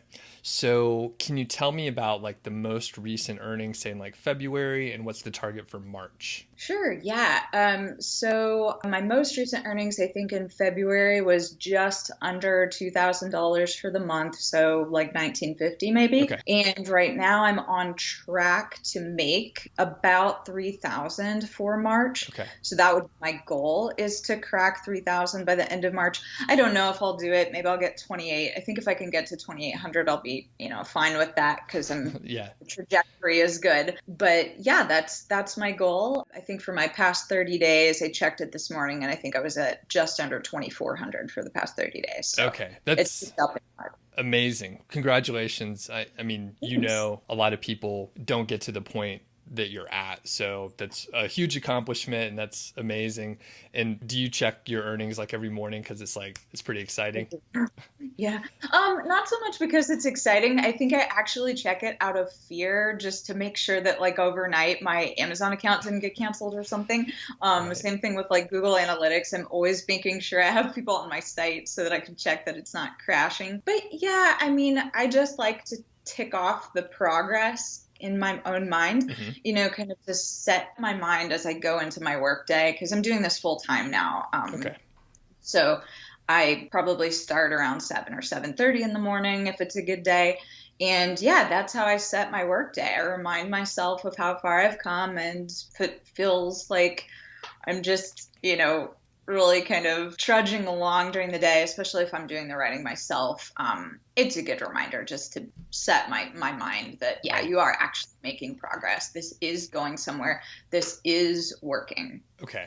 Awesome. I check earnings often too. So it's a normal thing that we do. Yeah. How much traffic is the site getting right now? Like per day on average, would you say? Sure. Per day probably on average about 1,700. The highest days are usually Saturday and Sunday. Okay. And those are just under 2,000 a day. Then any other day can be 17, 18, something like that. So I'm around 43 to 45,000 a month right now. Okay, cool. And I'm just going to recap what we just went over here. So the site's about 8 months old. It's making between 2,000 and 3,000 most likely. It's on an upward trend, and you're getting over 1,000 people, sometimes up to 2,000 per day. So that's fast growth. And I'll point out, I have another video where I talk about the timeline of like starting a site and what can happen quickly. Now, the thing is, usually the first 6 months are a little bit slower. So were your 6 months, it felt like maybe you weren't moving, and tell me about it. Yeah, so I was completely prepared for the first 6 months for nothing to happen. I had watched a lot of your videos. I think the interview you did with like Dave Fox, and he was just like, Google hates you for the first like 9 months. Don't expect anything good to happen. And so I went into it like, I'm just going to do this. I'm not expecting great things. And so it was probably, I think I launched it in like July, and then around September, maybe late August, I actually heard about the KGR for the first time on one of your videos. Okay. And so it was so funny, actually. I was literally making dinner, chopping vegetables, and I had like my laptop up on the little kitchen sill listening to you, really kind of tuning part of it out. And then you brought out like an Excel sheet. And that always like piques my interest when somebody does something that's like somehow data driven. Right. So I stopped like mid chop and I was like, what is this guy talking about? And you pulled up the all in title and you showed me. And so after that, like right after that, I finished dinner and I just went and started doing KGR research in my niche. And I was like, oh my gosh, there's tons of these. So I immediately kind of switched around that late August, early September mark and started just pouring the KGR content on. I was at that point doing only KGR. And that's all I do now. Okay. Is basically KGR optimized content. Unless there's something like, oh, you really should cover this in this niche, but there's 1,000 competitors. Who cares? Just stick it up there. Sure. So that was probably early September. And I spent the next 6 weeks really pouring on the KGR content. And traffic started to pick up. I started to probably get a couple hundred a day. But the thing of it is that I really hadn't gone through and like fully monetized the site yet because I didn't want to have the issue with Amazon of like, getting kicked out. Mm-hmm. So just like, wow, these posts are actually getting traffic. Maybe I should go monetize. So I spent the next week just going through and monetizing all of my articles. Sure. And within the next week after that, I was earning. So I think in terms of earnings, I actually wrote this down. In terms of earnings, I think I earned something like between September and October, my total earnings were $58.92. Mm-hmm. And so traffic was, let's just say, around 300 a day at that point. Going into November, traffic picked up to probably 500 to 600 a day, maybe a little higher on the weekends. But for the month of November, I earned over $500. Nice. So I went from less than $60 in a combined 2 months to making almost $600 in 6 weeks. Nice. Just on KGR content. Amazing. So it was after that, my husband and I, we were driving back from my parents' house in Indiana, and we live in New England. And so we were driving back and we were just like, whoa, this legit works. And so we decided kind of to really pour into it at that point and see where it goes. So I kind of thought, oh, well, maybe it was just the holidays or something, but I've done better after that. And my traffic has picked up after that. Mm-hmm. So cool. I'm sure next year I'll do better. I'll have a holiday bump, but I don't really think I did this year. Interesting. Mm-hmm. It's funny. I had a conversation with my wife in 2013 maybe. Yeah, it was 2013. And I started a site around the same time period in July 2013. And I remember I was in Indiana as well, funny enough, in the northern part. Yeah. My wife has family up there, and we were driving around. Right. And I remember talking in the car for like 2 hours about internet marketing. Back then, she had a higher tolerance for listening to me talk about it. She's had enough at this point. So, So I want to backtrack a tad. So you said that you found the KGR in September. That's a really cool story, by the way, me picturing other people watching my videos. Like, for real, what was your strategy prior to it? That is a really good question. I almost want you to mention the other marketers that you may have been following as a reference point, because I probably followed the same people and then I found my own area. So it's totally cool if you want to mention people specifically. I had done this before with the travel blog and had some success. I'd had some articles that had ranked highly in Google. And so my strategy was just to do keyword research, but on things that I thought it made sense that people would be looking for in a particular niche. And so I started using KW Finder, was the keyword tool that my paid tool that I was using. And then I was also using Uber Suggest, which is a free tool. So I was using those two tools, and I was following pretty much all of the other leaders in kind of the niche and authority site field other than you. I hadn't actually stumbled upon you yet. And so, niche pursuits, authority hacker, and I had just come across Income School, I think. So I guess, YouTube figured out what I was looking for at that point, and then you popped up Cool. soon after. So my strategy really, I think I listened to one of them had done a podcast or something and just talked about, pouring a bunch of articles on in your niche and give it 6 months to a year. Doesn't matter what the competitiveness is. And I'm sort of putting words in their mouth there. They probably had much more nuance to it. But I wasn't really too concerned with the competitiveness of the keywords I was using.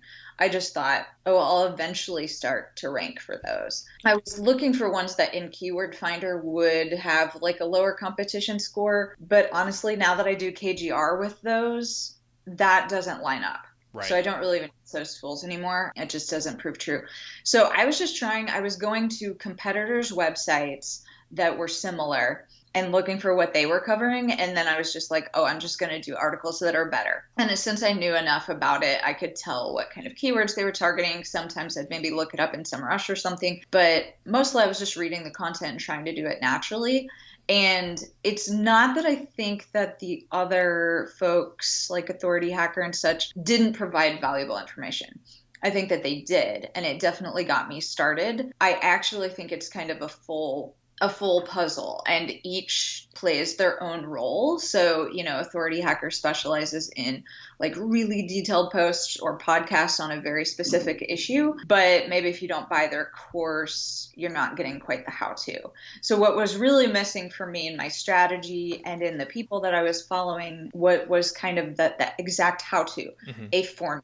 I really wanted a formula. And so when I was sitting there chopping vegetables and I hear you pull out this Excel sheet, and you start going over this formula, I was like, finally, somebody has done what I was looking for. So some of the articles that I published before that I had kind of found, okay, a competitor covers this, they do sometimes get traffic, but they hardly ever do.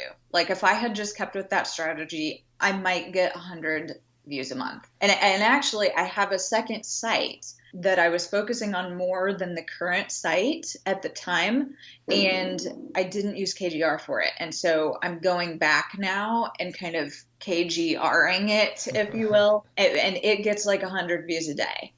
And, I kind of follow some different strategies. Some of that was my own doing, others maybe I was listening to other folks. But yeah, so I think pulling pieces from kind of everybody's teaching has been helpful, at least in terms of my progress. Yes. And that totally, thanks for all that background, by the way. It's really helpful because, I learned from, Niche Pursuits and Spencer and then Authority Hacker. And I, to be honest, I haven't gone through their courses and stuff, but from afar, it looks like they follow roughly the same type of model, if I just had to guess. And I think you're right about pulling the pieces from different sources, and you had enough experience so you knew which pieces to pull. Yeah.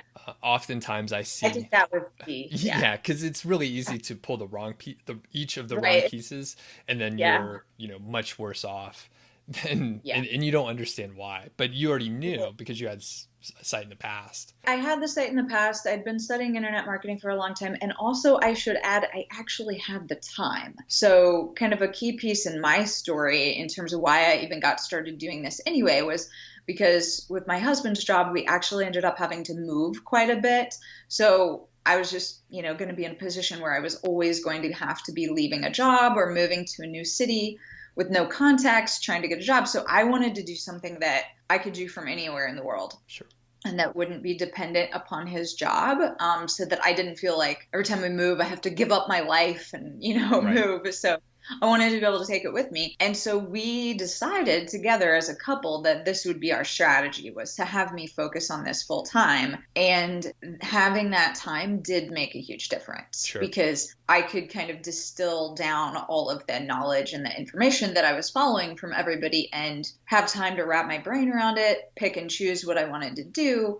And also test it out. Mm-hmm. And so I think if you're in a position to where maybe you have an hour a day to spend on your niche site, or maybe even less, plus you're trying to consume information from people, that can be really difficult.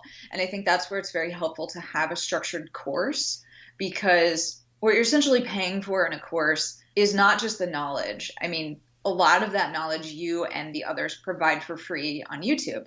But the other piece of it is, well, here's all of that information in the order you need it, in the framework that you need it, and you can maximize your time. So it's, value for money, and kind of the time value of money that's important too. Sure. So I have to add that I think my situation is a little different. I don't want people to think that I'm just like, oh yeah, like you can just find all these KGR where, right. be making $1,000 a month in 6 months. No way. Right.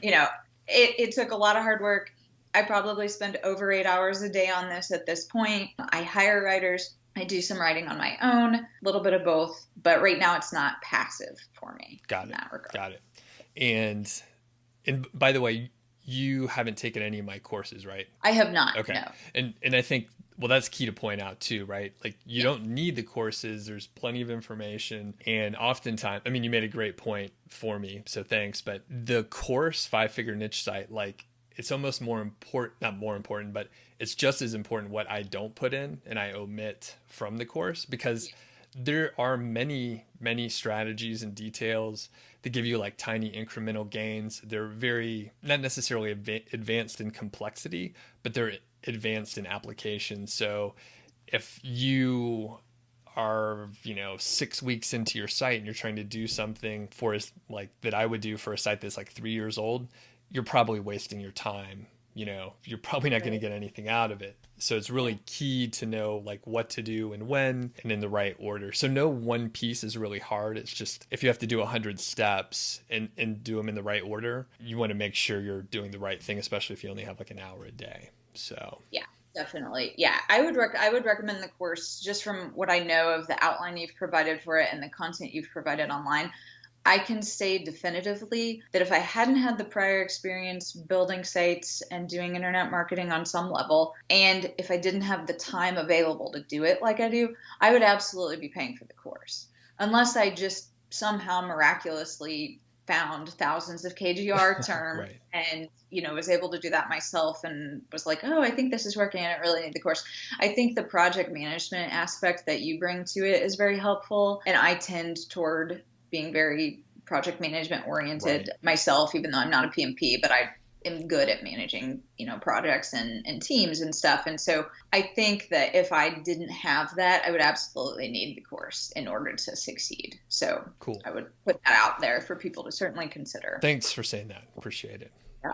Okay. I want to move to something very interesting. I've heard people have asked me about it, and I just haven't done the research because I didn't think it was something you could calculate. So you have sort of a hypothesis about the ROI for a keyword golden ratio article. Can you just walk me through an example and explain how this works? And by the way, I'll probably put some numbers up on the screen to help people visualize as you're talking through it. Great. Fantastic. Yes. So this is the formula that has worked for me and proven true for me. Results may not necessarily be applicable to and transferable to everyone, but I had heard, I think on Income School or that the idea of you could earn $1 per month for every view you got in one day. So for example, if you're getting 1,800 views a day consistently, then you would theoretically be making $1,800 a month. And so I latched onto that, like, oh, this can't be that hard. Like, surely if I just do that, I'll be able to get to that point. And so I wanted to see what that would look like, for my particular niche and regarding the KGR specifically. So I'll have to refer to my notes a little bit on this one, but I do pay for some of my content. I've probably written half of it and paid for the other half. And so this ROI calculation is based on paying a $20 for an article. So sometimes I'll pay more than that, but this is just kind of general $20 an article. So if you pay $20 an article right now with my current traffic, I'm getting 2.5 visits per day per KGR article. So I took out all those other articles that I'd published before, and these calculations don't include that. So about 2.5 visits a day per KGR article. On average, I'm earning about $1.50 for each of those views. So it comes out to one article times 2.5 views a day times 1.5 views. And that gives you total for how much you can expect that article to earn for you. So an example of this would be, to put it in practical terms, let's say I order 100 KGR articles at $20 a piece for a total of $2,000. So I'm looking at how quickly am I going to make a return on that investment? Is that really going to pay off? And if so, how quickly is that going to happen? So I've paid $2,000 for these articles. And just for the sake of this, let's forget the Google sandbox. Let's assume they start getting traffic like right away. Your site's not new, your site's not new. Mm-hmm. They're going to start ranking immediately. So each post is receiving 2.5 views a day, earning an average of $1.50 each. That's going to give me on those 100 posts $250 per month just for that batch of 100.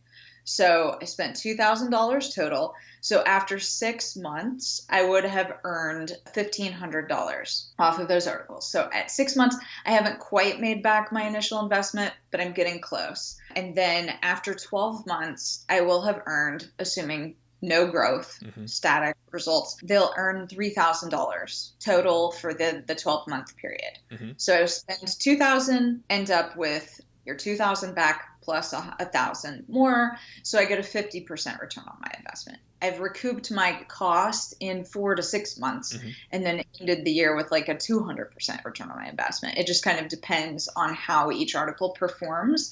But that's just kind of an average. I'm going for the goal of within 6 months, I want to make back my money. And within the next 6 months, so within 12 months, I want to double my money. And so as an investor in the stock market, that's pretty impressive to me that like in 1 year, I could double my money. Right. You know, it may take me a couple years to double my money in a good economy. Right. You know, I might not get to that point for like 5 years or something. Sure. And so that's actually really impressive because I think people probably are like, oh, I don't want to spend money on content if I don't know it's going to work. My suggestion would be spend a little money on content or a lot of time writing it and prove it. I think the example you use is 10 posts, you know, maybe do 35 or something like that. Something a little bigger because, you know, not all of the KGR terms will end up ranking. Yep. Most probably will, but it's not guaranteed. So, you know, experiment with it with kind of a smaller batch. And then once you earn money off of that batch, my recommendation at least would be don't be afraid to pour that money back into scaling your business and you know, paying for content or writing content yourself. But yeah, so from an investment perspective, I actually think it's really very interesting because I'm sure that holds a lot of people back is this, you feel like you're spending money by paying for content. But in reality, after a year, you know, that may allow you to earn. And if Amazon Associates program stays around and Google doesn't penalize you, you're just going to keep accelerating that growth. And so it's going to pay off so much more down the long, in the long run. So cool. This is amazing. And I have not come up with such a model, right? I haven't come up with a model like this. Number one, I feel like I spend most of my time still trying to convince people that it can work. So those comments are pretty funny when I get them, but I appreciate them nevertheless. So this is really cool. And I like that, you know, you made a number of assumptions, but you move forward, right? We don't ever have complete data. So you came up with your best, you know, guesses in the beginning. And then as you got more data, you were able to go and apply it more specifically. What were you going to say? Yeah, this data is probably based on my performance about 4 to 6 weeks ago. So, you know, maybe I'm earning more than $1.50 per article. I tried to kind of just lowball it. I wanted like worst case scenario. What am I going to do? What am I going to get in terms of my return? Yeah. And so I'm continuing to scale as a result of that. And I think it also should be added in terms of like, does the KGR work? Like, yes, it does work. That doesn't mean that everyone can do it. So sometimes the problem is not with KGR. It could be in how the person is doing KGR or other problems with the site. Like, I think we shouldn't just jump to the conclusion that it's KGR's fault, just in the same way we shouldn't jump to the conclusion that, it's the website owner's fault. Right. It could be a number of factors. And I just encourage people, like, what do you have to lose? If you don't want to spend the money on KGR content, write it yourself. Take a month and do it. All you've lost is your time. Right. Worst it can do is make you money. Yeah, So, that's right. That's there right. are worse things to happen in the world than you work for a couple hours and it makes you money. So cool. And I again, it's really awesome to see how you like made some good assumptions and move forward. So as I was listening to you explain it, I'm thinking about, you're probably in the sweet spot of like those averages and stuff. Do you have any predictions on where the model falls apart, like some amount of traffic or some amount of articles or something like that? Yeah, I think at this point, the main threats to the model are what would be threats to all of us. Like if Amazon, changes their affiliate program or does away with it, then, well, that sucks. And then if I was to get some sort of Google penalty, that could impact it. I do notice I do that kind of the Google dance. Mm-hmm. Sometimes I will change positions, but I'm still usually up there. So I think if I was to get penalized, then obviously it would drop off significantly. Sure. I feel like the other week I had a low week in terms of traffic, but my earnings still continue to go up. So I think it's kind of, it all depends on who comes to your site and what they order, right? Mm-hmm. Like my products are not changing price, but the visitors to my site are changing and what they buy does change. So I don't know if it falls apart just on its own without some kind of external catalyst. Mm-hmm. In terms of kind of going forward projections that I have, I'm assuming no growth. For my projections, I assume no growth. So if I have an article that's ranking 4 or 5, I'm assuming it does not become number 1. Mm-hmm. That's what my calculation is based on. It's also based on if I have an article that's number 1, I'm assuming it doesn't go to number 5. But, all things being constant, my way to growth is adding more content. Other people could take a totally different approach, add a lot of backlinks, skyrocket those 4 or 5 positions up to 1 and 2, probably double or triple their page views a month, and probably earnings go along with that. I'm not assuming that will happen. And right now my focus is on scaling with content rather than with links. I'm not anti-link by any means. In fact, one of the reasons my travel site did so well in a competitive niche, it had like almost 700 backlinks kind of by the end there. So, and all of that was more or less organic. I think that there were shadier tactics back then. Like, I think the shadiest I ever did, which I didn't realize was shady, was like a link exchange. Like, sure. There's some great resources, other travel blogs, I didn't do PBNs, none of that. But so I don't plan to do any of that going forward. I'm just hoping to generate natural backlinks, then maybe do some intentional backlinks kind of the second half of this year after the content has scaled. So cool. We haven't talked about backlinks at all. So have you done any link building for this site at all? No, I haven't. And for the other site that's not really monetized and not really earning as a result, I haven't done any backlink building for that either, but it was generating it much more naturally on its own than my site that is earning. So I thought that was interesting. And it kind of says to me like, okay, in the next 6 months, you really should take this seriously. I haven't even done any blog commenting on it. I should be doing that. Right. I would recommend your listeners to be doing that. Sure. No idea how much it would help, my current content at this point.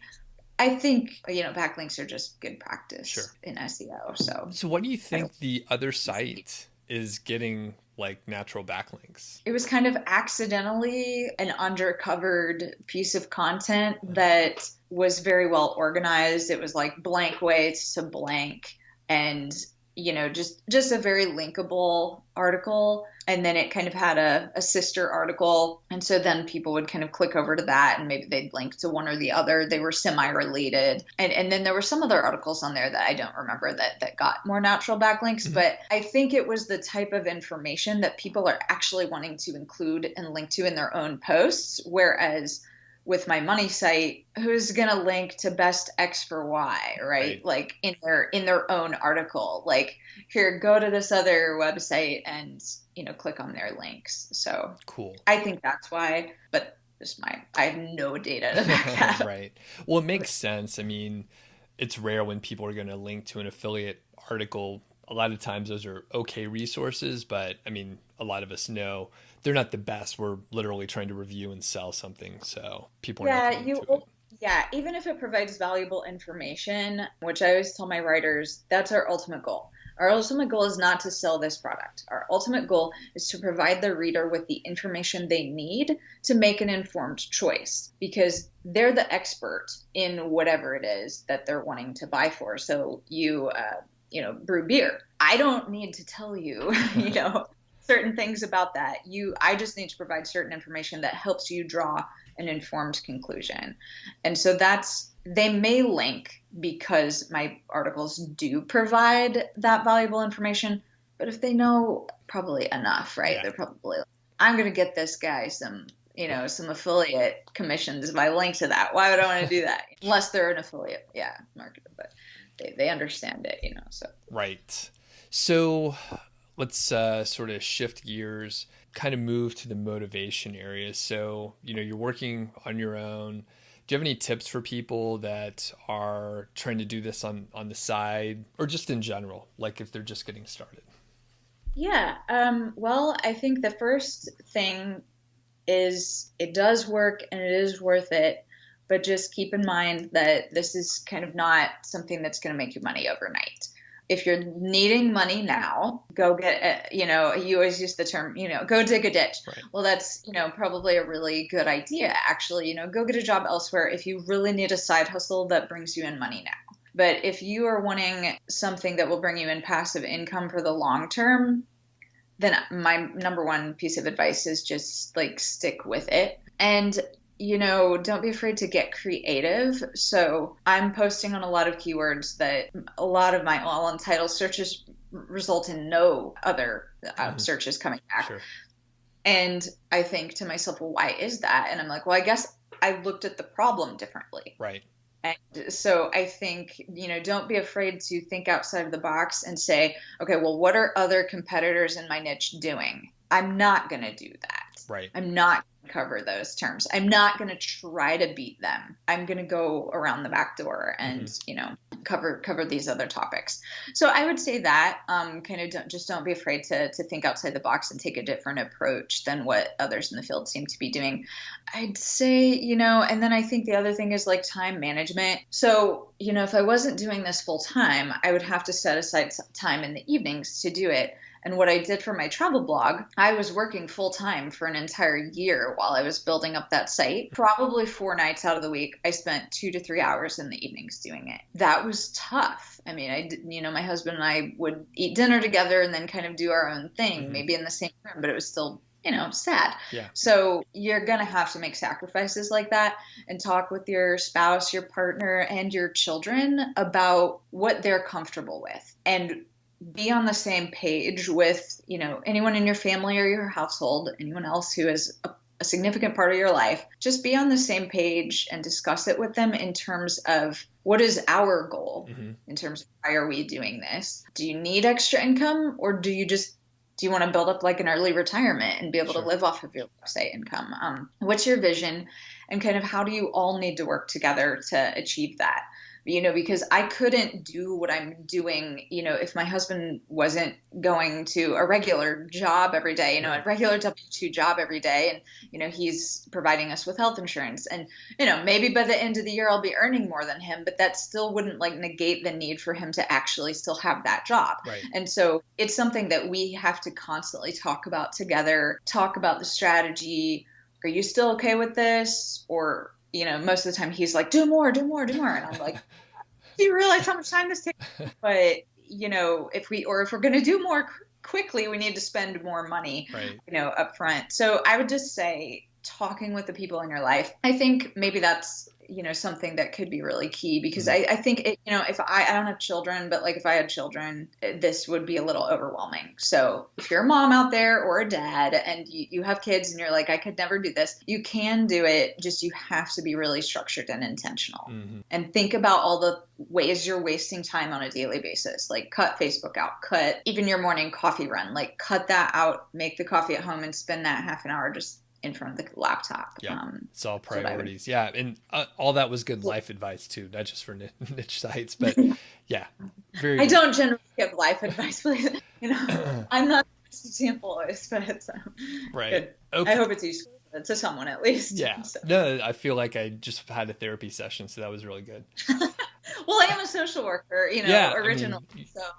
Good advice. Yeah. Okay. Do you have any goals for your site over, let's say, 6 months, 12 months? Where do you want the site to be? Aim high. Yeah. I want, by the end of the year, by the end of 2018, I want to double the amount of content that I have on just this one site. I'm also in the process of launching a couple more, each are in their different phases of development. I don't like to ever be doing full scale more than one at a time. So I'll be doing some like test batches of like 30 articles and then kind of leaving it for 6 months, that sort of thing. So I want to double my content. And honestly, by the end of the year, I really want to be making 5 figures a month off of just this one website. Nice. That's my goal in terms of numbers.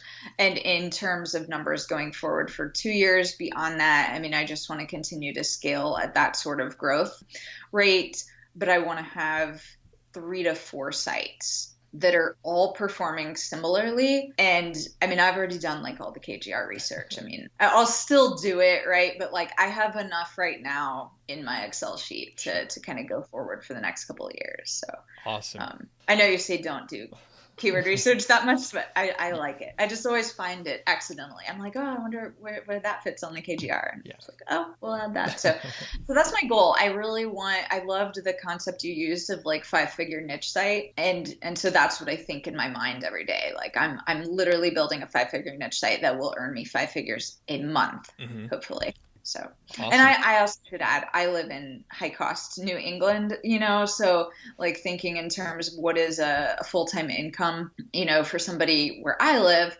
versus where I grew up in Indiana, it's basically like double, right? Yeah. Like, so I could probably get by on $5,000 in Indiana or $6,000, but up here you need a little bit more. So. Right. Can totally relate. And I was going to say, I mean, people don't forget you have to pay taxes. That's like 35-ish, 40% or so.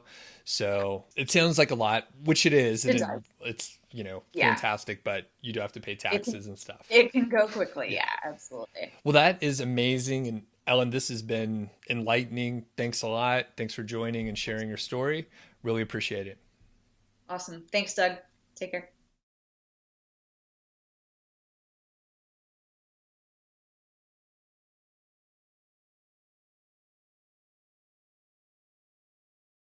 What's up? It's Doug Cunnington here, and in this interview, I talked to Evan. Evan is another success story, and this is an update. So if you didn't check out the first interview with Evan, I'll put a link in the description so you could have a look there. This is really cool because at least when I talked to him, he was on target to hit $8,000 for the first time in his niche site journey, which is really cool. So he's making revenue from multiple sources. So I think he has, a chunk from Amazon. He has some ads potentially and maybe some affiliate offers. So he has a multiple sort of tiers of monetization. But congratulations, Evan. You're hitting like a pretty high milestone. We get into the weeds quite a bit. So we talk a little bit about Pinterest, but the really deep part that a lot of people don't mention is the business side. So we talk about forming a company, an LLC or corporation or whatever. We also talk about S-Corp, filing taxes, and please consult your accountant and attorney and people that know what they're talking about, because Evan and I go back and forth and we talk about what we did, but it's clear that we are uninformed, that we don't know what we're talking about. But if you are starting to make some money, then you probably want to listen to this to get an idea of what you need to get into. So without further ado, let's go to the interview. Thanks a lot, Evan. Really appreciate you taking the time to chat with me today. All right, what's up, everybody? I'm sitting with my friend Evan. How are you doing today? Hey, Doug, I'm good. I'm glad to be back. And if this is the first time that you've seen Evan on here, you should watch the first video. So this is an update, and you and I talked, I think it was about 6 months ago, something like that, in the summer of 2018, and you were doing pretty well. If I remember, you were making like $4,000 on your site, which was, I think, like a year and a half old, and you were using the keyword golden ratio and it was working out pretty well, right? Yeah, exactly. I guess it was right about 6 months ago we talked, and I was just kind of on the verge of hitting that 4K a month mark. So what happened? We're recording this now in like January of 2019. So where are we at now as far as revenue, traffic, stuff like that? Yeah, so the good news is that right now in January, I'm on track to have my best month ever by far. I'm on pace for something like 8K this month, which is really, really exciting. But there's definitely been some ups and downs on the way here, which is wild. When we talked, I was making, I think 3,800 is where I came in that month that we chatted. And before then, I had seen like these crazy incremental jumps like every month. It was like I went from making a couple $100 to making 4,000 in 6 months, and then hit some seasonality in the niche. Things kind of slowed down, traffic kind of plateaued, and it was all very discouraging for a while through the fall and the winter. And it's really exciting to see things kind of headed back up right now, finally starting off 2019. Cool. Congratulations. That's a huge accomplishment. And I assume when you got started, like you didn't have any idea that you'd be able to make that much just in a month or so. No, not at all. I mean, I think I mentioned in our original conversation, but my plan was to kind of work on this on the side. And while I looked for a job and, whatever happened, I get a little side income, but, it just went better than I expected. And then, yeah, I mean, I wouldn't have believed that I would end up, at the kind of level that I'm at. Cool. Well, like I said, congratulations. Let's back up and hear about you. So where you're from, what was your day job? Like, I know you're doing this full time now, but yeah, just give us a little background. Yeah. So I live in Atlanta, which I know you're familiar with. I've been here for about 6 or 7 years. And my background is really in writing. So I've always been interested in writing, did it for fun. Kind of coming out of college, I started doing some freelance writing here and there. Eventually, I ended up with a digital marketing agency in Atlanta and doing some copywriting and kind of learned content strategy and all that kind of stuff. And that was a really good background for what I'm doing now, obviously. From the agency, then I went on to write for like a really big news viral type publisher, kind of like a BuzzFeed. And that was also a really good experience too. More writing for the web, learning how to make stuff, clickable, well packaged for social media, for search, all that kind of stuff. So yeah, I mean, my background is really, really well suited to this, I think. And, like we talked about, it was almost a year ago. It was last February that I ended up quitting that job to work on this. And well, I thought I would get another job, but things didn't go that way. So. Gotcha. And how many years were you in the content field with a corporate job? Yeah, probably a good 5 or 6 years, with a few extra years of side writing and freelance writing on top of that. So, at the digital agency that I worked, I was there for 4 or 5 years, and then with the big publisher for about 2 or 3. So, okay. How important do you feel like that background was to help you write like good content? It was really, really good. I mean, just getting that practice of writing a lot and writing in different styles and writing about things that I didn't know about necessarily. I had to hone a lot of good research skills and good information gathering skills and learning the basics of how to format, how to go into WordPress, how to go into other content management systems, how to use headers and bullets and, things that I take for granted now because I've been doing them forever. But I know that when a lot of people get started, they're like, oh my God, I'm in WordPress. What do I do? So at least just having that leg up and just knowing basically how to write for the web was a huge leg up for me. Cool. And I mean, you would expect that would be really valuable since that is one of the main components. So at this point, are you still doing all the writing and that sort of thing? Yeah, for my own side, I write almost everything. I've gone through phases where I've hired pieces of it out, but sometimes as a writer, I can be a little precious about the content. And I've revisited the thought a couple times of like outsourcing more of it. And I think at some point I may need to remove myself as the bottleneck to get more done. But I like doing the writing for the most part. And so I'm happy to keep working on it. And I think at this point, like, since so much of the site is in your voice, it's probably, easier and you have the control over it and all that stuff. But you're right. Like at some point, you want to get away from the laptop, the keyboard for a bit and just kind of chill out. So for sure.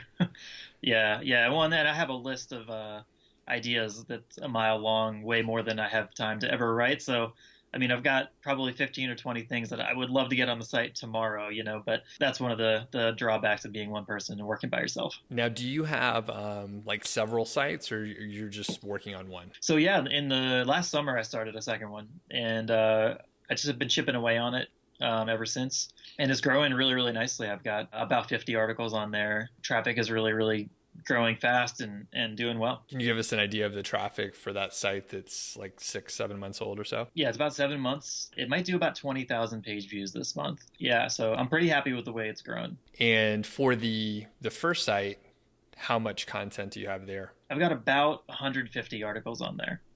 Okay. And I keep up. I try and check on, shoot you an email. So I check with the success story folks just to see like what's going on. So if I remember right, you were, adding a lot of content and doing some things. So can you tell us about your plan on what you were going to do, what you actually did, and like how the results are right now?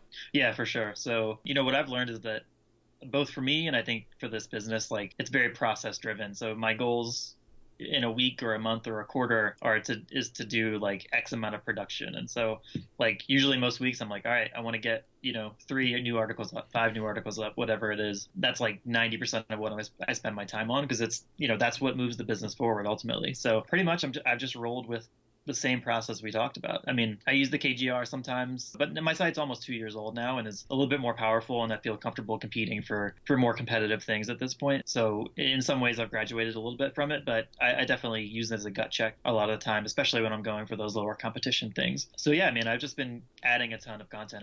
I think probably since the time we talked, I've about doubled the content that I had, and everything kind of came to a head in August. That's when I made about 5K on the site. I had almost 100,000 page views on the site. I was just like over the moon about it because up to that point, I was still seeing this crazy month to month growth. And then that's when the seasonality hit of the niche, which was, not devastating, but it caused everything to kind of like go down 20% or so and just plateau for a couple months, despite the fact that I'd added all this new content and I had, been working my ass off. So that was a little bit discouraging to see that, like, all that work I did up through August, and then in September, October, November, I was like, why won't traffic go up? Why am I not earning any more money? So that was kind of a tough stretch, even knowing that it was seasonal, but not really knowing for sure, right? Like you want to see it get to that next level before you really believe that it's going to happen. So, and then I was all excited for December being the buying season, and December was definitely better, but it wasn't.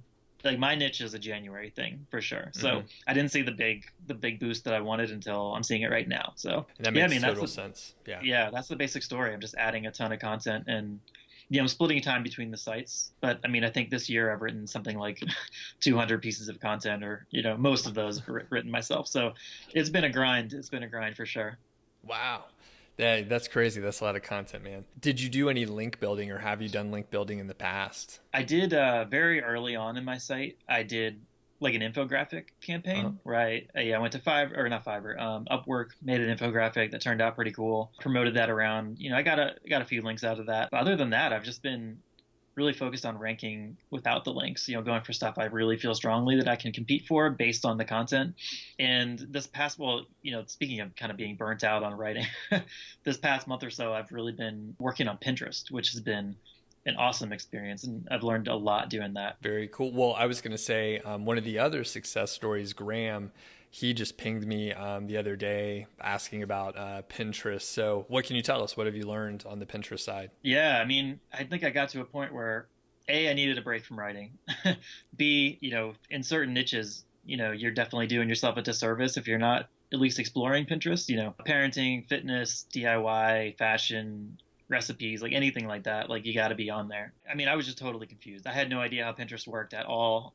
I don't really use it in my normal life, so I was really starting from scratch. I considered just hiring somebody to do it for me, but I was like, you know what? I want to stop. I want to break anyway. Let me just dive in and see what I can do. And so the thing that I've learned about Pinterest is that it's so much more like Google than I thought, right? Obviously, it's a search engine, which makes it more valuable, I think, than a Facebook or a Twitter, because it has, your content has more of a shelf life, and it can get in front of people who are looking for specific things. So, your product related articles can actually do well on Pinterest, which is really cool. But then the other thing with Pinterest is that there's a bit of a sandbox period, just like Google, where you got to be on there and you got to be active and you got to be a good member of the community for a long period of time before they start to trust you to serve your content to people. So that's the biggest thing, is I'm just trying to be on there and pin stuff every day and watch my reach just go up and up and up. Right. Now, have you seen a lot of traffic coming then at that point, or? Yeah, I mean, the growth has been really, really good. I mean, on the main site, I'm getting anywhere from, 25 to 100 new visitors a day through Pinterest, like actually coming to my site. And so I think that's a pretty good start, considering I started at almost zero. On the second site, which I think is even better suited to Pinterest, I'm getting like a couple hundred people a day from Pinterest. So, definitely seeing really good returns early on. Awesome. And do you see a correlation between the pages or posts that are getting traffic and the rankings from Pinterest? Yeah, that's a great question. I'm very interested to see that play out myself, because I'm new to it. Like, I've only been actively using Pinterest for a month or so. So I think it's a little early to tell now. But, I definitely think that there's going to be a correlation when you're not getting do follow links from Pinterest, but Google still sees them and they see that you're getting traffic and engagement and people are sharing your stuff. So I would think over time, like, I'll see a bit of a bump on pieces that are doing well. I don't have very much experience with Pinterest. I've had a couple things go viral by accident, and Sure. There was a correlation, but there was also like other things going on, like link building and other just activities to get eyes on that piece of content. So it's like you can never quite tell like what is helping with the rankings, but sure, yeah, it's really hard to isolate things like that. Yeah, but yeah, like going viral on any platform is going to be a good thing. You talk a lot about high touch types of processes and things that are going to be hard for people to duplicate, and I think you'll find that like sometimes you may have a post that's not ranking where you want it to on Google, or maybe it's just not ranking yet because it's too new or whatever, but it can still do very well on Pinterest because your competitors aren't there, right? So it's like you have multiple channels for getting traffic and engagement and stuff, which is really cool. Gotcha. And do you have any guides or resources to recommend around Pinterest, like where you sort of got your game plan? Yeah. Oh my God, there's so much out there, and I was totally overwhelmed at first, and everyone wants to sell you a course and everything. I've been listening to a podcast from a company called Simple Pin Media. I recommend going back through their archives, and there's a lot of good stuff in there about, especially if you have no idea and you're just kind of starting out with it like me. As far as like conversions, can you get any, or do you have any insight on like if those people are coming from Pinterest, if they're buying anything or not? Yeah, it's probably a little early to tell for me just because it's only been a month or so, but I'm definitely curious about that. And I think I mentioned one of the really cool things is that if you have like the best pens for left-handed people, like that would never get traffic on Facebook or Twitter because it's so specific. But people might go to Pinterest and actually search for that, or like something close to it. And so, in terms of buying intent, I think you can definitely get matches there.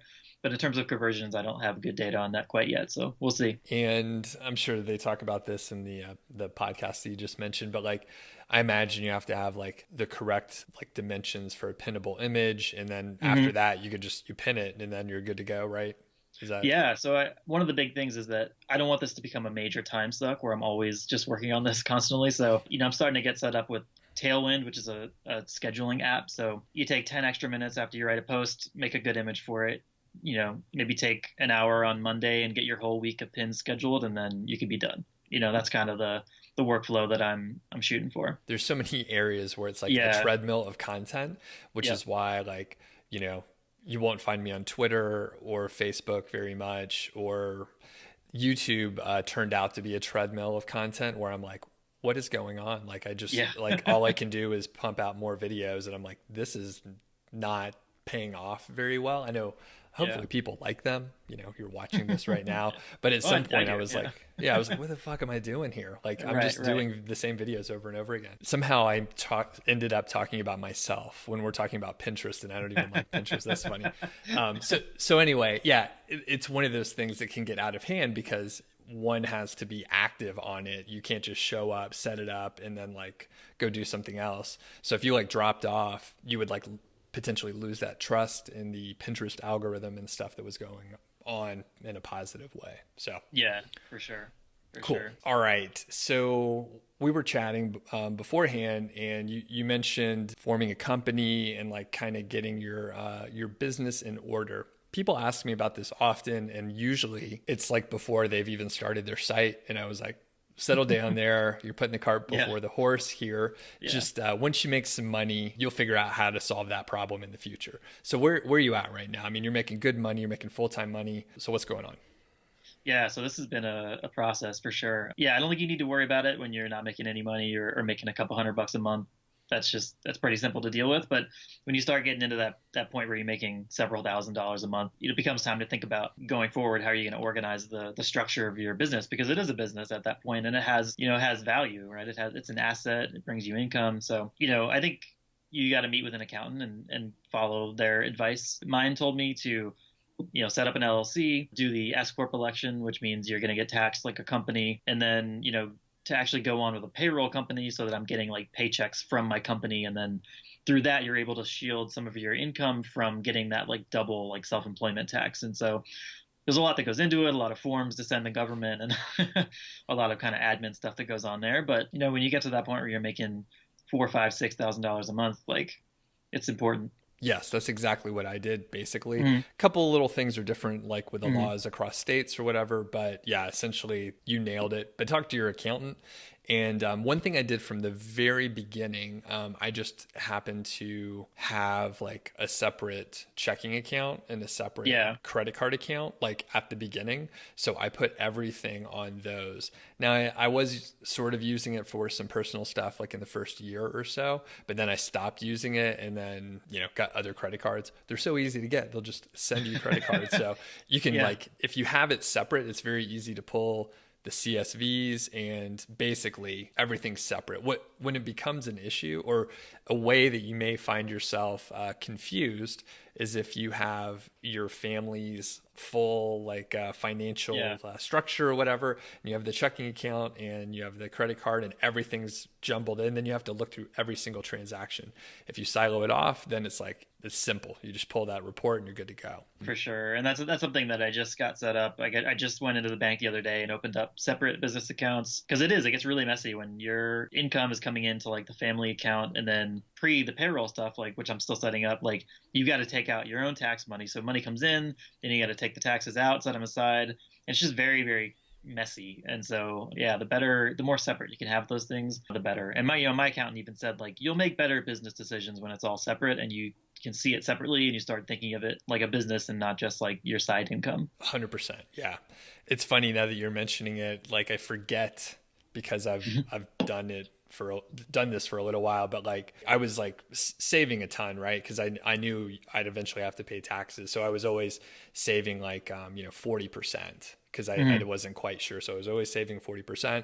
Once you hit a certain level, you're probably at the point where you're going to need to start paying quarterly, because the IRS will penalize you. This is for US folks. I'm sure it translates to other places too. But like they'll start to penalize you for not paying in advance when you like should have known that you were making so much. It is hard to predict, right? Because your income is jumping, and like, next year it'll be a little more confusing, and you could make some assumptions and, see how well your guesses are. But yeah, quarterly. And then I'm trying to think if there's other stuff.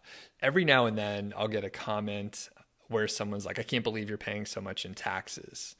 And, I can't either, right? Because usually I throw out like 40 to 50%, but like, I don't know, maybe I'm not taking advantage of all the loopholes or something like that. But people think you could like write off all this stuff, but like you can write off things that you are buying like as an expense, but the money is gone, right? Like I don't have to, like it's gone now. So I've spent the money. So, and that's not exactly what I'm trying to do. So if I like had very little profit, then right, I don't have to pay much taxes. But yeah. So what are you finding? Like, you did the LLC, the S corp, so you don't have to pay the double amount on it's Social Security. We're getting deep in the weeds, but I think people will care about this. Yeah. So no one ever talks about this stuff, so it's good. Yeah, it's good. Yeah.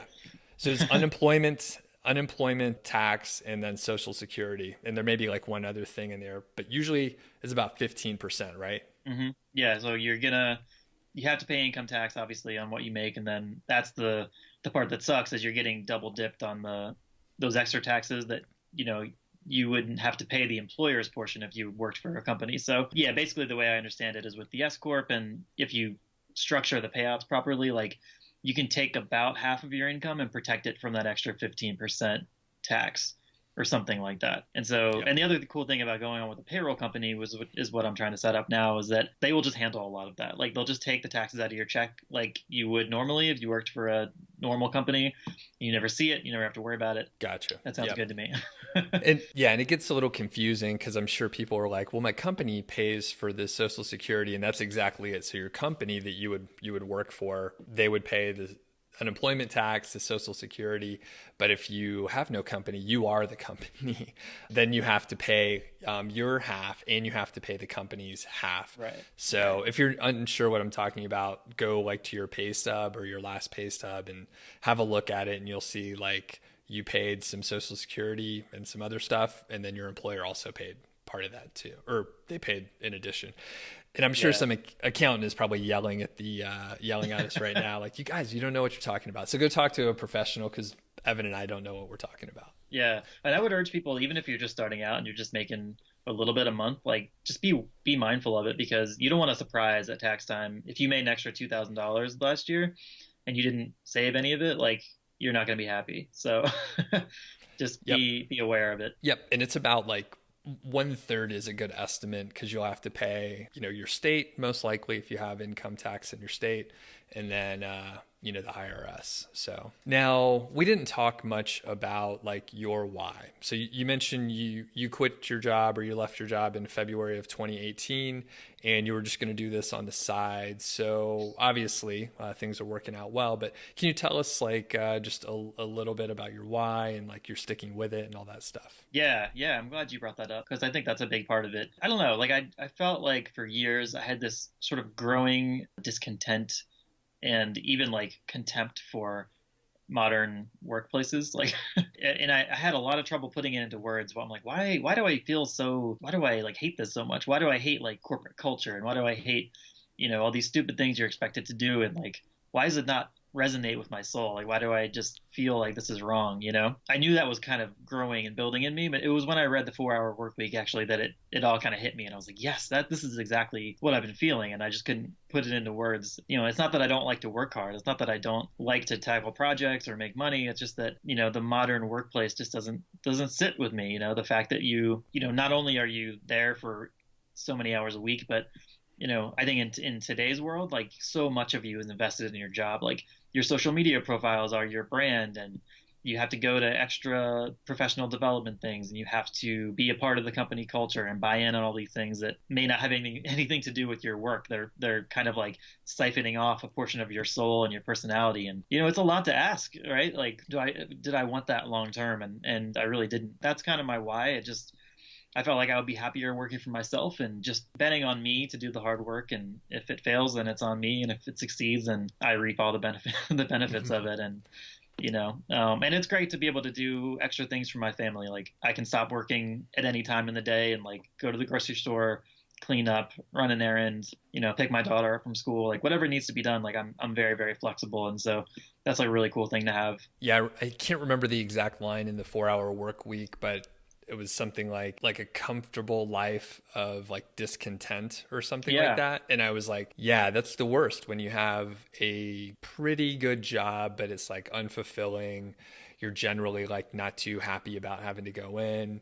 If you're in Atlanta or another big city with traffic, like getting to the office, even if you're close by, can be stressful in general. So I totally understand. When did you read the 4-Hour Workweek?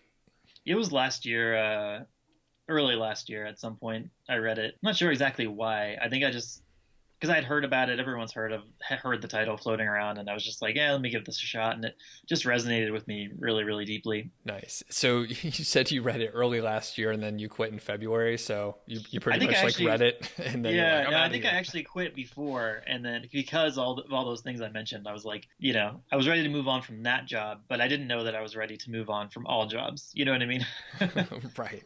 Yeah. Right. Now, your revenue has grown quite a bit since we talked last. And just curious on like goal setting. Like, did you have like a specific amount in your mind? How were you approaching this? And what are your goals, say, for this year or the next few months? I think that the name of your course kind of always sticks out to me, like 5-figure niche site. Like in terms of a high level goal, like making 5 figures a month relatively passively would be amazing, right? Like it's going to take work to upkeep it and to build it and all that and to grow from there. But I feel like that would be a really, really good level to get to. But I think for me, like, I think I mentioned this, I'm a process oriented person. Like I'm a production oriented person. So most of my goals are about the work that I want to get done. And I was listening to an interview with the guy who founded Basecamp, which is like you probably know Basecamp. It's like a file sharing messaging platform for like project management. And he was saying that in their company, they don't even do like financial goals. They have project goals, and they're like, we're going to do cool shit and good things will happen, you know? And I found that to be the case already. Like I can't predict, you know, I thought I was going to make so much more money in December, and like it didn't happen, and now I'm seeing the results of it. So I just feel like if I keep pushing and if I doubled my content, I could probably roughly double my income, you know, but I don't know exactly. Like if I gave you a number, I'd be pulling it out of my ass. So Yeah, right. I think I heard the same interview or a similar one. So it's Basecamp. We could get some links to it too, but it's Jason Fried and David DHH. I forget his last name. Yeah, I can't remember. It's interesting that you bring that up, because there's a couple of people that have mentioned it. So those guys, and then Scott Adams, who is the Dilbert cartoonist and author and stuff like that. And he mentions that in one of his books. So use systems, right? So use systems because you can keep working at it. If you set a goal, it's binary. You hit it or you did not. So if you were aiming for name any amount for December of last year and you missed it, you were like, I failed my goal. Like that's it. You worked all year long, you failed it and it sucked. Or you could say, hey, I'm going to be putting so much content, high quality, you have certain metrics, and like you find joy, luckily, in like executing the project, doing the system and all that. I'm exactly the same way. When I did some of the case studies that I share, usually it was just like, here's the thing we're going to do, and we can make some assumptions about what'll happen. You should always look and make some guesses, but like the goal was to execute the project, not necessarily to get the, you know, exact return or whatever. Yeah, exactly. And I think you have to enjoy the work to some degree. I mean, I think that like too many people in this industry are looking for shortcuts. They want someone to give them all the keywords, write all the content for them, you know, maybe buy a done for you site. And it's like, I don't know, man, I don't know if that's going to work out. Like you gotta get something out of waking up and actually doing the work every day. I mean, I have posts that I wrote 6 months ago that are still seeing incremental gains in traffic every month. Like it takes a long time, you know, if you're doing things the right way. So, you know, you better buckle in and just, you know, get to work and keep your head down, keep moving. And like, not to say you shouldn't adjust and look at your strategy and see if it's working, but you know, if it's working, just do what you got to do to keep doing more of it, and you know, the results will come. Exactly. If I remember right, you started your site, like the first site, the one that's making the majority of the money. You started your site and worked on it for something like 8 months or something before you started using the KGR. So it's been a little while since you were in those early stages. But do you have any advice for people that maybe haven't quite got started yet? I mean, my advice would be to start as soon as possible and just stop screwing around with themes and plugins and logos, and like just get in there. I mean, no one's going to see your content for a couple months anyway, and you're going to need a lot of it. So the sooner you can get going is, you know, the better off you're going to be. You know, I just wish I had started earlier too, right? I wish I had, like I had the site, like you said, for, you know, 6 to 8 months or something like that before I really buckled down and got serious about producing content that was actually going to make me money. So I could be a lot farther along if I had just started earlier. But, you know, it's part of the journey. Right. I mean, the first like 6 to 8 months are really tough. So how did you stick with it? Like what kept you motivated? And this was before you quit your job and all that stuff. So Yeah, well, I think I mentioned in our first interview that I just started it like as a hobby because I like writing, and I like, you know, keyword research and content and stuff. And so I had some vague idea that maybe I would do something with the site at some point, but you know, I wrote articles that were interesting to me within the niche because like it's a niche that I'm personally involved in and I know a little bit about, so that helps. I wasn't too worried about the growth. Like I would just write stuff and, you know, suddenly, like after a couple months, I saw it starting to grow and grow, and then I was like, okay, how can I actually make this like profitable at this point? Like, because it is getting traction, I am seeing traffic, and that's kind of when I came on the KGR. The KGR was great for me because it just gave me a blueprint for like, okay, I can follow this and I can write a ton of content. Like, you know what I mean? It wasn't, it allowed me to see the bigger picture of like how I can do this over and over and over again and get to a goal. Nice.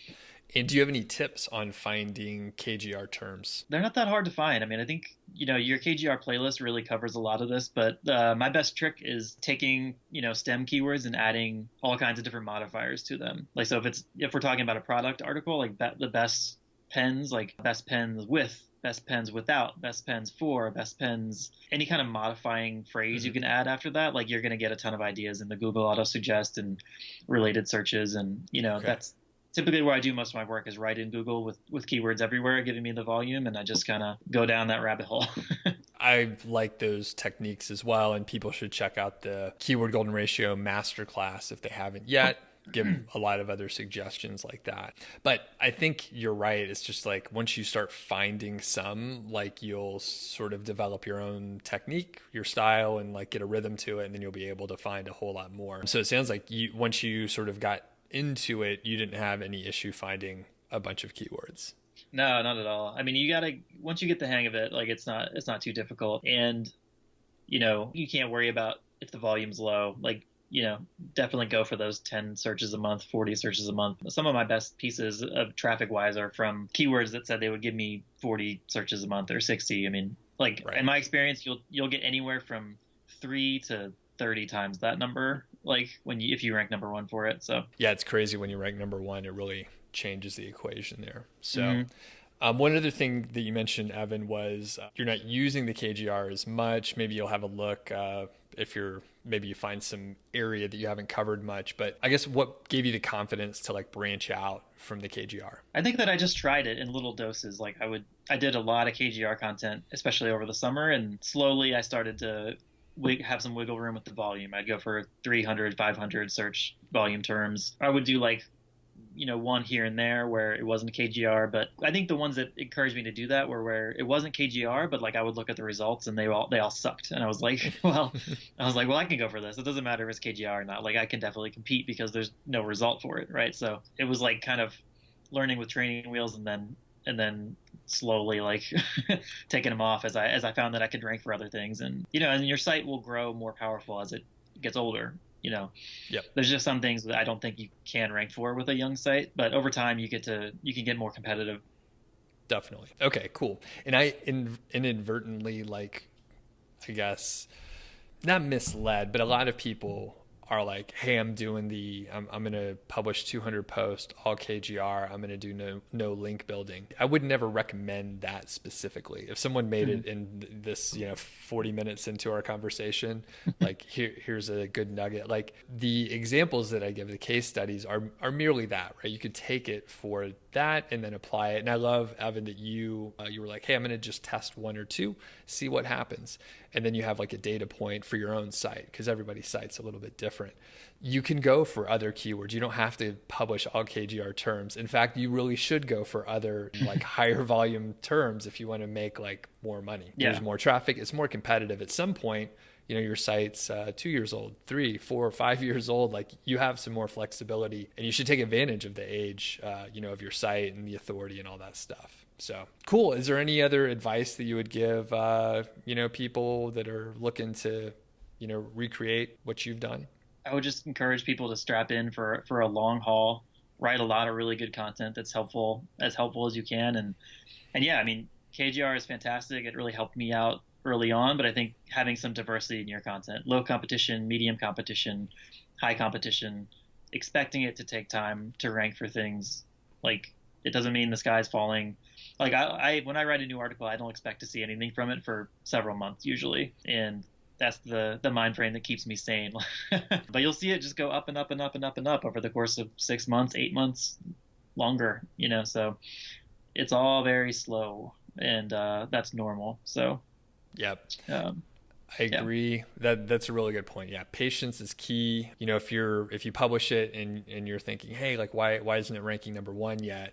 Like you just gotta be patient. It may take, a couple months to move up. Mm-hmm. So awesome. Well, before we jet, just curious, I know your corporate life didn't sound very happy when you left. Are you happy now, like doing this kind of work? Like, what does it mean to you and your family? Yeah, I mean, I would say more than anything, I'm just fulfilled. Like after weekends or vacations, like I'm pretty excited to get back to it. And because like I dictate what I work on, and all the goals that are ahead of me are ones that I laid out, and I chose all the things that I'm going to be doing or not doing. When I was tired of writing, I was like, hey, I'm going to just work on Pinterest for a while and figure that out.